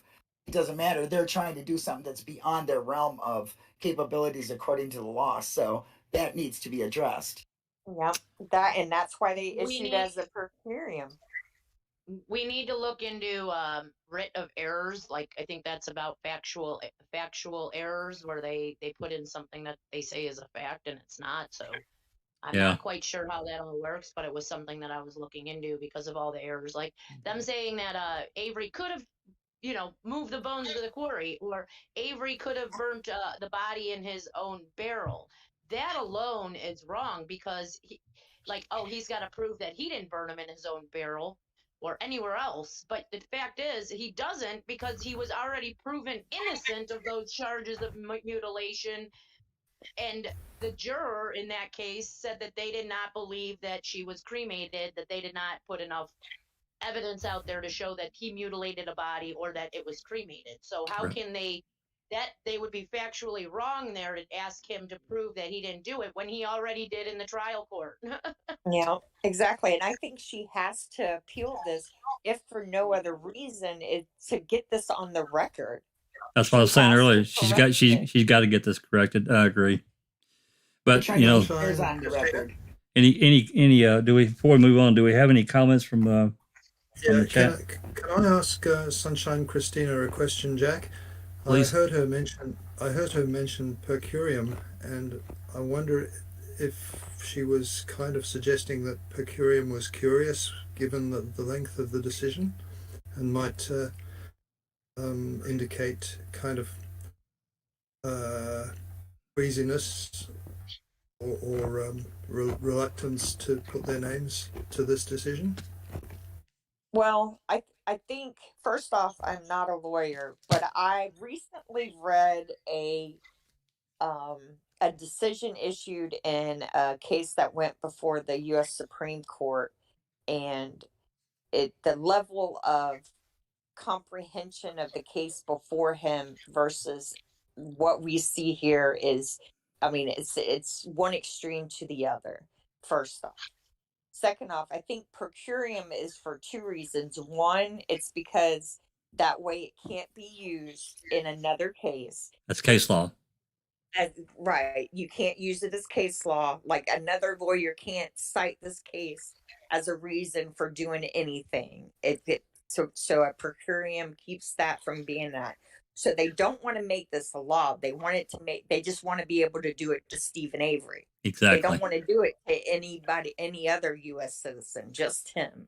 And I find that very telling. And I also think that it's disturbing. No judge wanted to actually say that I'm responsible for writing this bullshit. Yeah. So you're saying per curiam has no precedential value, and also another couple of things I've certainly seen in various places. Per curiam tends to be in relation to non-controversial and brief decisions, and neither of those things is the case here. Right. Yep. Well, they shouldn't be the case here, because this is obviously a very controversial case, which they even mention in their decision. Yet they're very dismissive and very arrogant in their decision on her appeal. I also think that a 1,300-page post-conviction relief motion would require more than 49 pages to adequately refute if you were going to deny it. But agreed. Like I said, I'm not a lawyer. All right. if we're all good, let's move to the next point. We can have some discussion after we're at point 10 now. Is there anything from the chat, live chat, that needs to be addressed, or no? We good? We're good. Okay. Yep, we're good. Temptedious, number 10. Yeah, number 10 kind of follows this discussion anyway. The court incorrectly said that Eisenberg testified at trial that none of the Corey bones were human. And the Court of Appeals, they did actually note that the Corey bones were listed as human in certain reports, but they're suggesting that Eisenberg, her opinion at trial basically supersedes those opinions. So I found that odd because they seem to be suggesting that after submitting her final report, that she at some point looked at the bones again, decided, oh, I was wrong. What I said in my final report is not correct. They're not human bones, but I'm not going to write another report or update my report or inform anyone about this updated opinion. I'm just going to let it come out at trial, and that'll be that. So that's what the Court of Appeals is kind of saying happened, but it's not at all what happened. Eisenberg was only talking about 8675, the tag number for the pelvic remains in the quarry. Yep. And the court has taken her testimony about that single tag number and applied it to all of the other tag numbers from the quarry, the 3 other locations in the Manitowoc County quarry where bone fragments were found. And there are a number of them. Yeah, there was a whole bunch where there were a bunch of cut human fragments where she very clearly says cut human fragments. And the court, I believe, is trying to, again, minimize the impact of the state releasing these bones by saying, well, they didn't know they were human, because if they knew they were human, that makes it harder to say that they didn't understand that there might be exculpatory value or inculpatory value, because it goes either way, right? Yes. If the bones could exculpate someone, they have to be retained. But if they could inculpate someone, they have to be retained. So if you suggest that the state destroyed human bone evidence found on county property, when, as someone said, Mystic Jinx, I think, said that human bone evidence doesn't, their trial theory doesn't account for that evidence. So therefore, you would have to argue that it could be used to inculpate someone else in a different crime. I'm not saying that. I probably think the bones in the quarry are Teresa's, right. But just as a matter of the statute, the court is trying to say we didn't know if they were human to make it, more okay for the state to have done what they did. Inexplicable. Even if they were possible human, as she said, or couldn't determine whether or not they were or not, that alone should have been a reason to keep them, because they're not saying they're animal bones. They're saying that they could possibly be human. And one of their stipulations in their statutes for the DNA testing, I think it's like 974 something or other, is that this evidence that they want to test, it says that they do not have to have an order for it. They just are supposed to be able to go and be like, this evidence was used in this, this evidence was collected in this person's case, and I want access to it. I want to be able to test it. And it has to be partially evidence. Like, one of their things is that it's evidence that has never been tested before for DNA. So like them saying, oh, well, it wasn't tested for DNA in 2006 or 5. So, oh, well, that goes against their own statutes too, in my opinion, because it has to be evidence that has never been tested before, which are those bones, right? Yeah, I've never read that one. It could be proven that even if they were tested, if there's new testing, they still have to give them over. So they have no reason to say that, they're only possibly human, so we're allowed to give them away. And in my opinion, it's just BS. Yeah, I agree. I like this. Sammy? Didn't Eisenberg even testify that she didn't have her final report with her and she was going off memory? Am I remembering that right? No, you're right. Yeah, so it's in the testimony. So she didn't have her final report, and there's another issue with her testimony about her first report, because that's the one that they used during trial, and you can tell if you read her testimony. It's very clear that Fallon starts with direct testimony, with direct examination, more rather, and he never brings up the quarry or the quarry bones. And then when Strang starts questioning Eisenberg, he brings up 8675 and talks about how initially she identified many of those fragments as possibly human and then changed her mind. And then Fallon talks about, again, 8675, about those same fragments. But there's nowhere in the trial, if anyone can show me, I know you can't, but no one ever brings up any other tag number from the quarry except 8675. That's right. And there's more. There's many more. None of the 7,400 tags are mentioned in trial. None of the 7,400 tags are charted on Trooper Austin's forensic report diagram that was used in trial. And I think that it's intentional.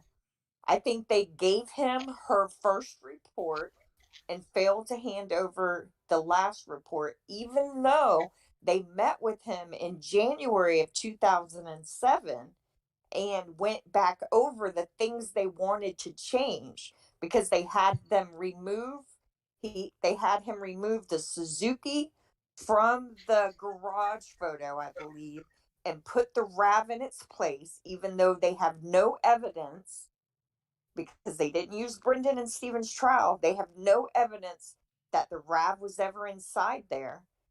But so they changed that because it makes him look more guilty.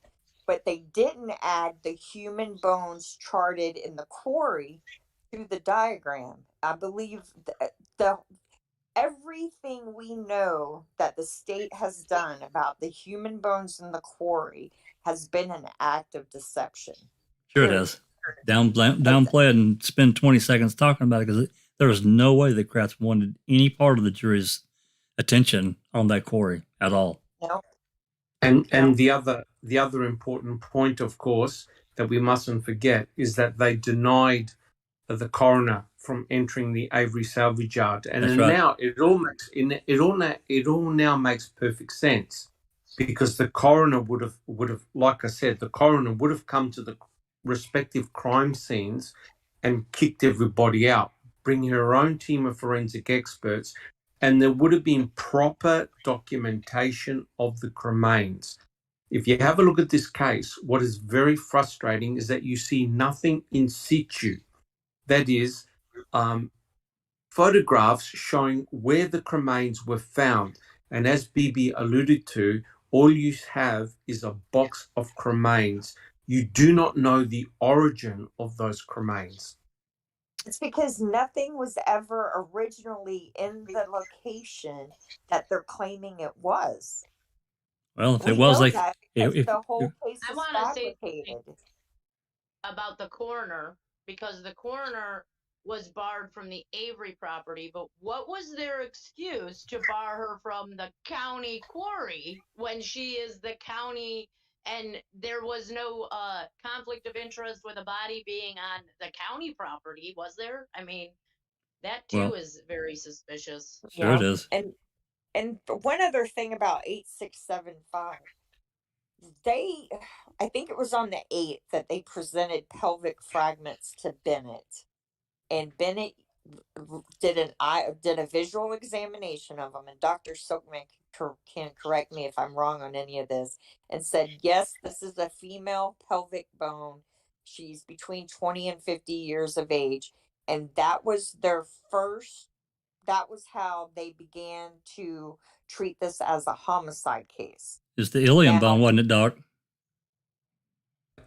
Yes, it was the ilium bone, but that ilium bone came from property tag 8318, the box of bones. The box of bones, yeah. Yeah, so Bennett, it's not the same. No, right, Bennett never made, I don't even think he had a look at the cremains that came from other locations, because if you read the reports, there were bones being presented to Eisenberg all the time. So it wasn't an all or none event. The cremains that were initially examined were in that box, 8318, tag number 8318. Okay. All right. So I got confused with that. So thank you. So ignored I'm not even going to say what my other point was, because it's not a point. No, but you do make a good point, and it is important, because what Bennett discovered in 8318 was a ilium bone, which is part of the human pelvis from a female. Well, guess what?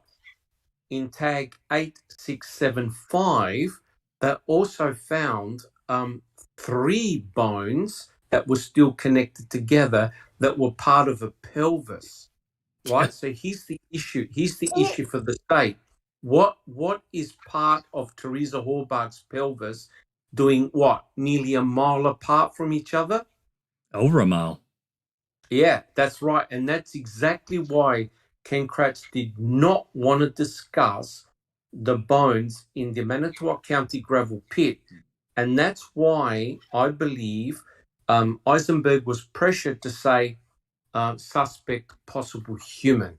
Because then the defense would have had a case, hey, wait a minute, how does the skeletal remain move from a burn pit? They started sweating when they discovered bones in a burn barrel, but how are you now going to explain why some of the cremains are in the Manitowoc County gravel pit? It honestly, it starts to become ludicrous. Oh, yeah. Well, yeah. Well, what my thing is those are so close together on the skeleton that I just don't. It goes back to my original thing that they never actually retrieved these bones from sitting on top of the fire pit like they claim. I think they all originated from the same pile in the quarry, because that's the same general area of the human body. Yeah, yeah. Well, it's part of the same pelvis, right? Yeah. But the problem is that the pelvic bone fragments had evidence of cut marks. So someone. Well, no, I was just going to say, we know somebody dismembered the body before it was Correct. burned. Oh, yeah. Correct. That. But it wasn't Stephen. Nope. No. Okay. According to their own court, it was not Stephen. Okay. No, Brendan. It was Brendan that was charged with mutilation of a corpse. Right. Yeah. They dropped it on or they found it against it. Stephen was also charged with that, but they did not convict him on it. No. And then Correct. Dawn said in a paper that they didn't convince her, basically, that the body was even cremated. She didn't even believe it was cremated, let alone mutilated. Yeah, Yeah. and can I? What's that? Yeah, correct.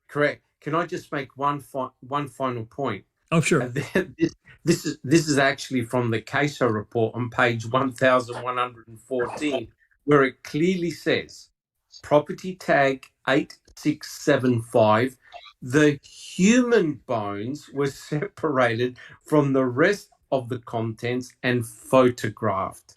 That's right. There you go. So that statement in itself destroys everything the Court of Appeals has just argued with. Where are those photographs? Oh, yeah. Correct. That's right. Okay, before we move forward, actually, I'm going to pull that document up, Doc. CASO report and Eisenberg report. Page 1114. Yep. But before we do that, I wanted to read this line I've got highlighted here. Is that after much consideration, I feel confident identifying this opinion as a steaming pile of horseshit. And I 100% agree with you, Temptedious. Bravo. Well, I mean, come on. Okay.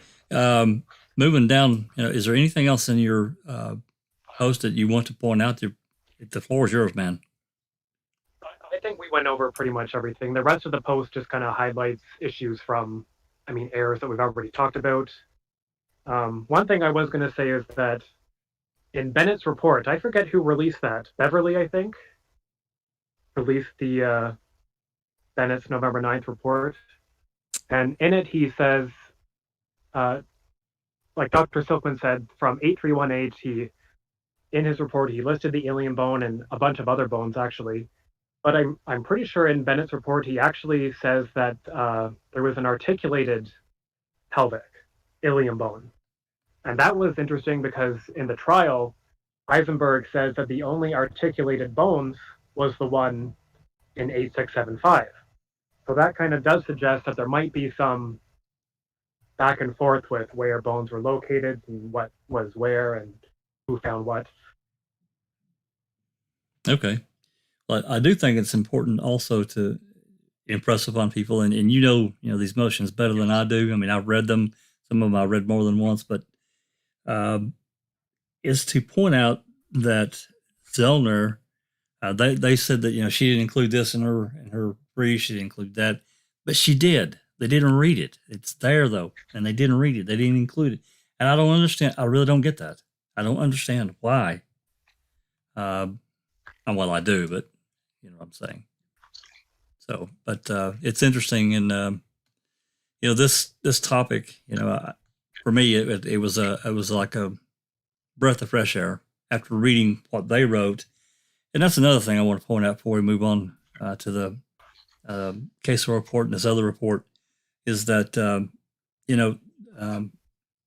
how the Court of Appeals decision was written. Maybe this is me, but I felt like that. I felt some Josh Collin there, and I felt some Gilter stuff, and I felt some things that I don't know. It just felt like it came from the Attorney General's office and not necessarily a judge's office. That's me, though. Absolutely, Jack. The same hand as Sutkovitz. I'm not saying it's Sutkovitz, but there's commonality. Yeah, I agree with you entirely. Yeah. So anyway, it was very arrogant. It was very, very arrogant.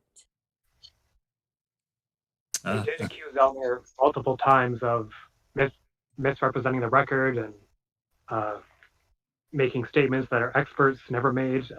I can't count how many times they punished her for saying, the bones were planted, and then they would point out that our expert never actually said that, or they said that the hood latch DNA was planted, never actually said that. Well, her expert did say that the hood latch swab never swabbed a hood latch and that there's too much DNA on it to be from touching. So that's, pretty much as close as you can get to saying evidence is planted without saying evidence is planted, is giving the results that demonstrate the evidence was planted. I just think the experts didn't think that was their place to say. They just were giving the results from their tests that kind of reveal it couldn't have happened the way the state said it happened. Right. I mean, do they actually need someone to say it, or can they not? Are they incapable of making the logical conclusion themselves? I mean, we're not fact finding. Well, and the system is designed. The system designed. Once they got their meat hooks in somebody, that's it. They just apply the 13th Amendment. You're back to being a slave again. I'm sorry, that's the fact. Anyone hasn't read the 13th Amendment, you need to read it. In my opinion, in a way, I think they were just trying to kick Stephen while he was done. Because to me, it's funny how his mum's just died, and then all of a sudden they've decided to put out this appeal that we've been waiting over a year for. I think they were trying to kick Stephen while he was done as well. Yeah, that wouldn't surprise me at all. I have a statement here from TTM Fangirl who says, I want to say Temptedious should be uber proud of himself and all he has done, the research to laid out for all of us in the community. I am so glad KZ noticed and shared it. Absolutely. And I'd just like to add the same thing. Thank you to all of you Redditors that do this. And Temptedious, thank you very, very much for being here. Yeah, we really... You don't know how much we have conversations about your topics and posts. I've read them all, some of them a few times, and I've been following along since the very beginning. And like I said in the beginning, your mind is you're very detail oriented, and that matters in this case because the details, there's so many whopping ones in this Court of Appeals decision. It's hard to even wrap your head around it. But again, I think they basically just given the approval to this blueprint that got set up. But anyway, let's. If there's no more questions about that, we're right at.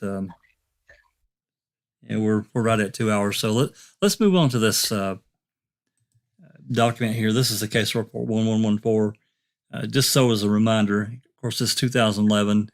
I'm not going to read it verbatim, but this paragraph, first paragraph, at approximately 9:20 in 2011, approximately 9 a.m., Deputy Jeremy Hawkins, along with Mark Wiegert, Assistant Attorney General here. It says attorney, but we know what he is. Tom Fallon and the Special Prosecutor Norm Gunn received removed from evidence all the property tag numbers that contained human bone, as Dr. Silkman said just a minute ago. Right there it is. Attorney Gunn and Attorney Fallon reviewed the items under the property tags and along with Dr. Leslie Eisenberg's report, determined which bones could be returned to the Halbach family. No mention of saying, hey, someone called or whatever. We're just going to return it. And then there's 8318. I'm not going to read all the things, but it says they were removed and photographed.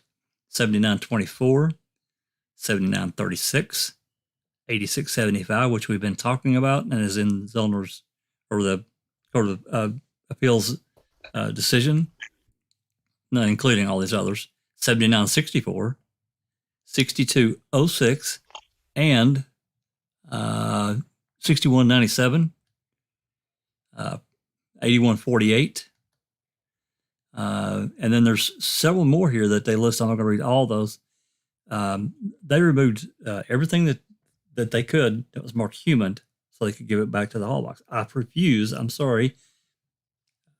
No one has to agree with me, but I refuse to believe that they would give the Halbach family back anything they weren't sure was human. I just refuse to believe it. And I say that as a parent that's lost a child. It would, I'm telling you, I told I think it was Andy B. If somebody did that to me, I would want to get a tank and just drive through their building. I'm not a violent person, but please, anybody that thinks that, it's God, that's awful. But that's me saying that, as a parent. So anyway, that was, interestingly, right after Avery's direct appeal. I don't have the exact date. I can't remember. Maybe somebody can. This 9/20/2011. I don't remember when his direct appeal got shot down, but there was still some things going on. Nothing was sent to the Hagopian regarding, hey, we're going to give these bones back to Halbachs wants them, or maybe we just want to get rid of it. Maybe we made the call. The brother was, Tim Halbach was a lawyer. Maybe he was keeping track. I don't know. Comments? Yeah, just two points. I would say what really occurred was that Dr. Eisenberg had actually separated the human bones from non-human bones, right? Because she has to remember, we know that because Trooper Rees put up a diagram showing the skeleton and where various cremains had come from the skeleton. The only way they're going to do that is if you identify all the human bones. And if you look at Trooper Rees's report, there's a picture showing the pelvic bone fragments that were found in the Manitowoc County gravel pit. Yep. And you can see that they came from the pelvis, right? So they absolutely classified them as human. So in my opinion, all it was a ruse that Eisenberg did not commit to them saying that they were human bones. The other point is this. This is very interesting. Dr. Eisenberg did not use the ilium bone, which is part of the pelvis, to classify the cremains as human. Yeah. Which is rather remarkable. She avoided using the pelvic bones. She used other diagnostic bones like the brow, and at the end of the at the end of the arm, you've got like a bulb, so you can determine whether it's male or female. Yep. She did not want to talk about the pelvic bones, even though Dr. Bennett classified the ilium bone as belonging to an adult human female. Isn't that interesting? given her credentials, Doc, it's really interesting. It's really telling to me. Correct. But I mean, the whole thing is a whitewash. The whole thing is a whitewash, and what is concerning here is that this is so obvious corruption. They're not even hiding it. We can see it in black and white, and yet the Court of Appeals is saying, "Oh yeah, those cremains were non-exculpatory." Nothing to worry about. See you later. Exactly. Well, what I've got pulled up now, this is her first report. As you can see, it's dated from right after when she got 8318, I guess, November 9, 2005 through July 4th, 2006. This is her first report. I'm not going to scroll all the way through it because it's but her second report. Oh, it's the wrong one. Sorry. Yeah, her second report, got it now. It'll pop in there in a minute. It's dated July 21st, 2006, which is right after, it's a continuation, through December 3rd, 2006, which was basically, 2 months before trial. And this one is it's almost 50 pages, 48 pages of her findings. And it's definitely, and I didn't put the links in, but I will. I'll edit the description, and I'll add the links to anyone that wants to go through these and read these for their own research. It's very interesting, especially the second one of what she did at trial. It's just mind blowing to me, mind blowing. And you got to wonder. I mean, she's clearly got the credentials to know what she's talking about, and what she didn't do in this case. I don't know. Comments? I think I think on what I think on what Eisenberg did was absolutely despicable. She actually had the means and ability to determine the species origin of those pelvic bone fragments in the Manitowoc County gravel pit, but she told Fallon she didn't want to do that because it might, I quote, result in destruction of the specimen. In other words, all she had to do was to place the bone fragment under a microscope and have a look at the structure to determine whether it's human or animal. And you know what? Whoever cut up the pelvic fragment did the job for her, because you can actually see the internal structure and external structure of the bone. It's honeycomb, and it has a thin cortical layer on the outside. Exactly what you see in a human bone. They could say, is that indicative of a human bone? I'm not a doctor. So. 100%, because animal bones and human bones have got different morphologies internally, right? So hence, all she had to do was exactly what she did in the Rudy trial. She gave the bones to a laboratory and they used antibodies, right? Right. And what they do is they do studies where animal and human antibodies bind to the surface of the bone. If more animal antibodies bind, then you know that the bone likely is from an animal. All she had to do was send a sample off to be tested, but she didn't want to commit in identifying those cremains. It just blows me away, Doc. Absolutely blows me away that she would do that. And you have to wonder about those conversations that obviously we'll never be privy to, but to me it just brings up all kinds of shadiness and things that we talk about on. And I don't, we do this kind of automatically now, and I find myself now, I don't really like doing that, but I don't know any other way to look at it, because now here we are, this, as Temptedious has pointed out, this compounded errors have continued to follow through. The Court of Appeals just did it, and again, I know it's not law because they did this per curiam. Is that what they said? Because they don't want it to be able to be used as case law, so that kind of isolates this case, which again I think is really cruddy anyway. So, Temptedious, comments? I don't want to just hog the floor here. And wait, he might have popped off. he did pop off. Well, hopefully he's listening. I really Well, appreciate. We've had questions here in the chat, like number one, why doesn't KZ just take it to federal? And I've tried to explain this is not the stage of protocol she's in at the moment. Am I incorrect? Yeah, I think I she's also mentioned that it's not a federal case yet. So right. That's right. It's not a federal case yet. And I think that I think the process means that she either has to file a motion for reconsideration, or I think she's got, several things she could do, or drop this down 7406, which I don't think she'll do, and file a new one, or move on up and, submit it to the Supreme Court and see if they'll listen to it. And if they don't, then of course it goes to the Seventh Circuit. I think that's how the process works. yeah, there's a protocol she has to follow. Yeah, absolutely. I think she has to correct the record. I think she has to file an appeal. I don't think she has a choice. If she doesn't attempt to correct the misconceptions or the misstatements by the COA, and it continues on, then she's also combating the next level of court system thinking facts that are incorrect or facts that are not in evidence. Also, I just wanted to say Tep's phone might have died because mine almost did. Welcome So- back to Temptedious. Welcome Yeah. back. Okay, good.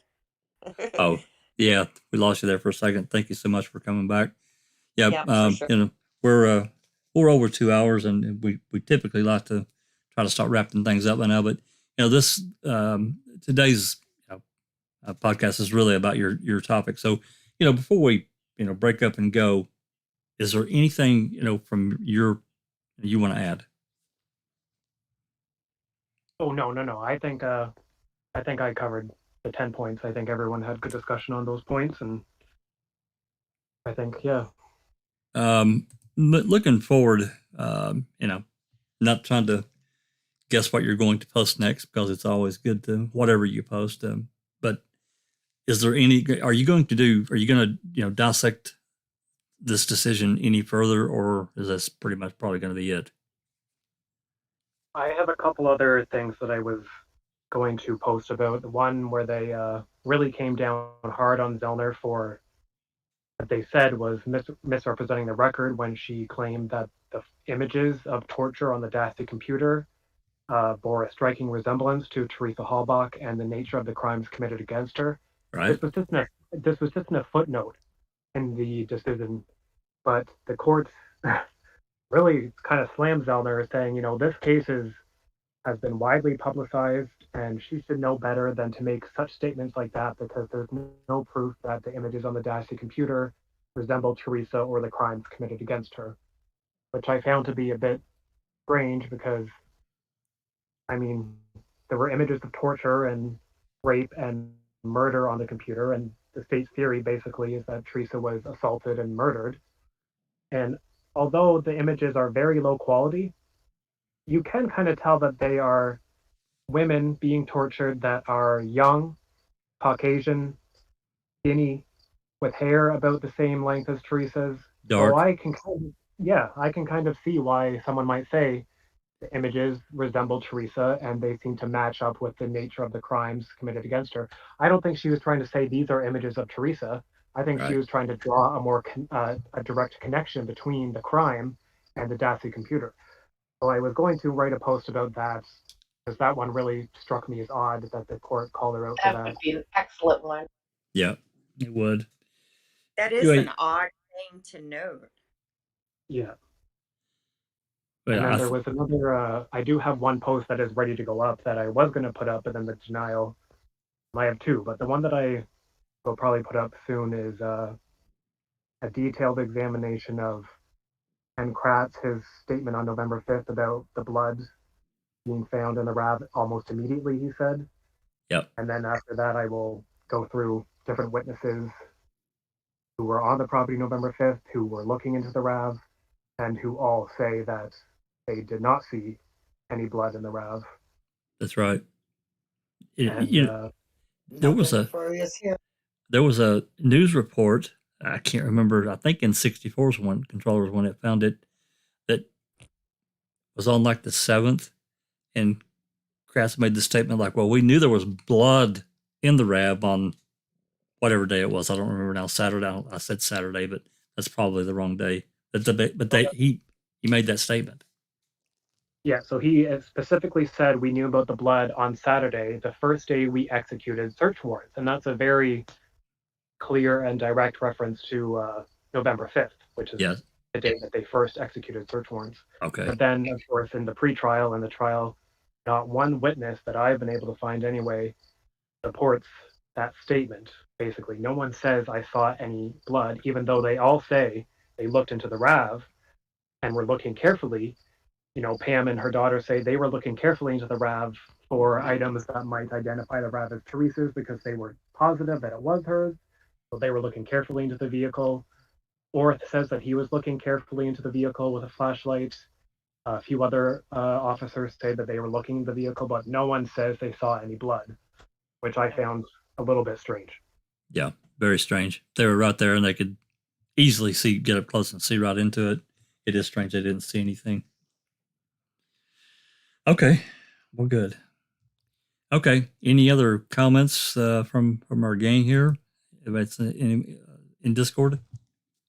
Well, everybody in the chat just wants to thank him a lot, so I'll just say that for everybody. They're saying thank you. Great post, good points. Yeah, very much appreciated. I'd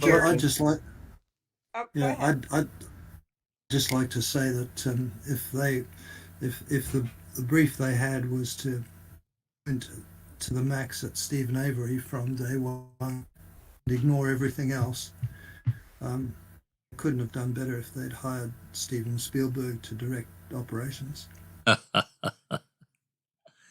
Yeah, I tell you, I've gotten in so many arguments where I told the person, a guilter, that you really should be writing fiction. You're really good at it. I told somebody that yesterday. Because they write things. It's like, are you reading what you wrote? Do you understand how it does not work? So, yeah.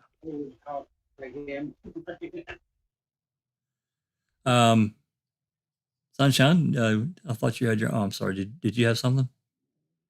It's okay. I just thanks for sharing your thoughts with us, Temptedious, and it was an amazing post. I hope you come back again with us sometime, Mr. Tedious.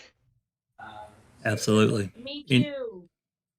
Absolutely. I mean, I think it's a good thing, and I think that, I thought this was a really good thing for the truthers out there that were, depressed and just felt like they just got slammed. To hear that there are I call them manifest errors in a lot of their reply. Some of it I was reading through, and I just could not believe the bones. Absolutely burns me up. It still does. Thinking about it right now. I remember when Susan and I were reading it. We read it. We didn't run through and read it first. We read it raw, and basically right after we got it.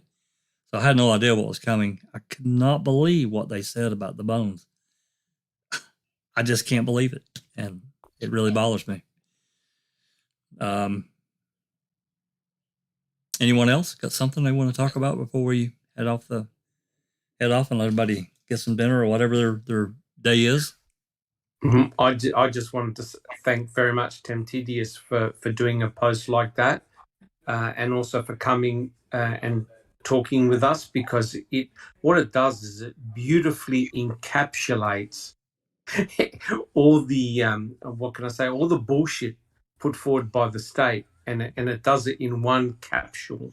And I think, if you're new to the case, that post there that Temptedious did is really an excellent starting point.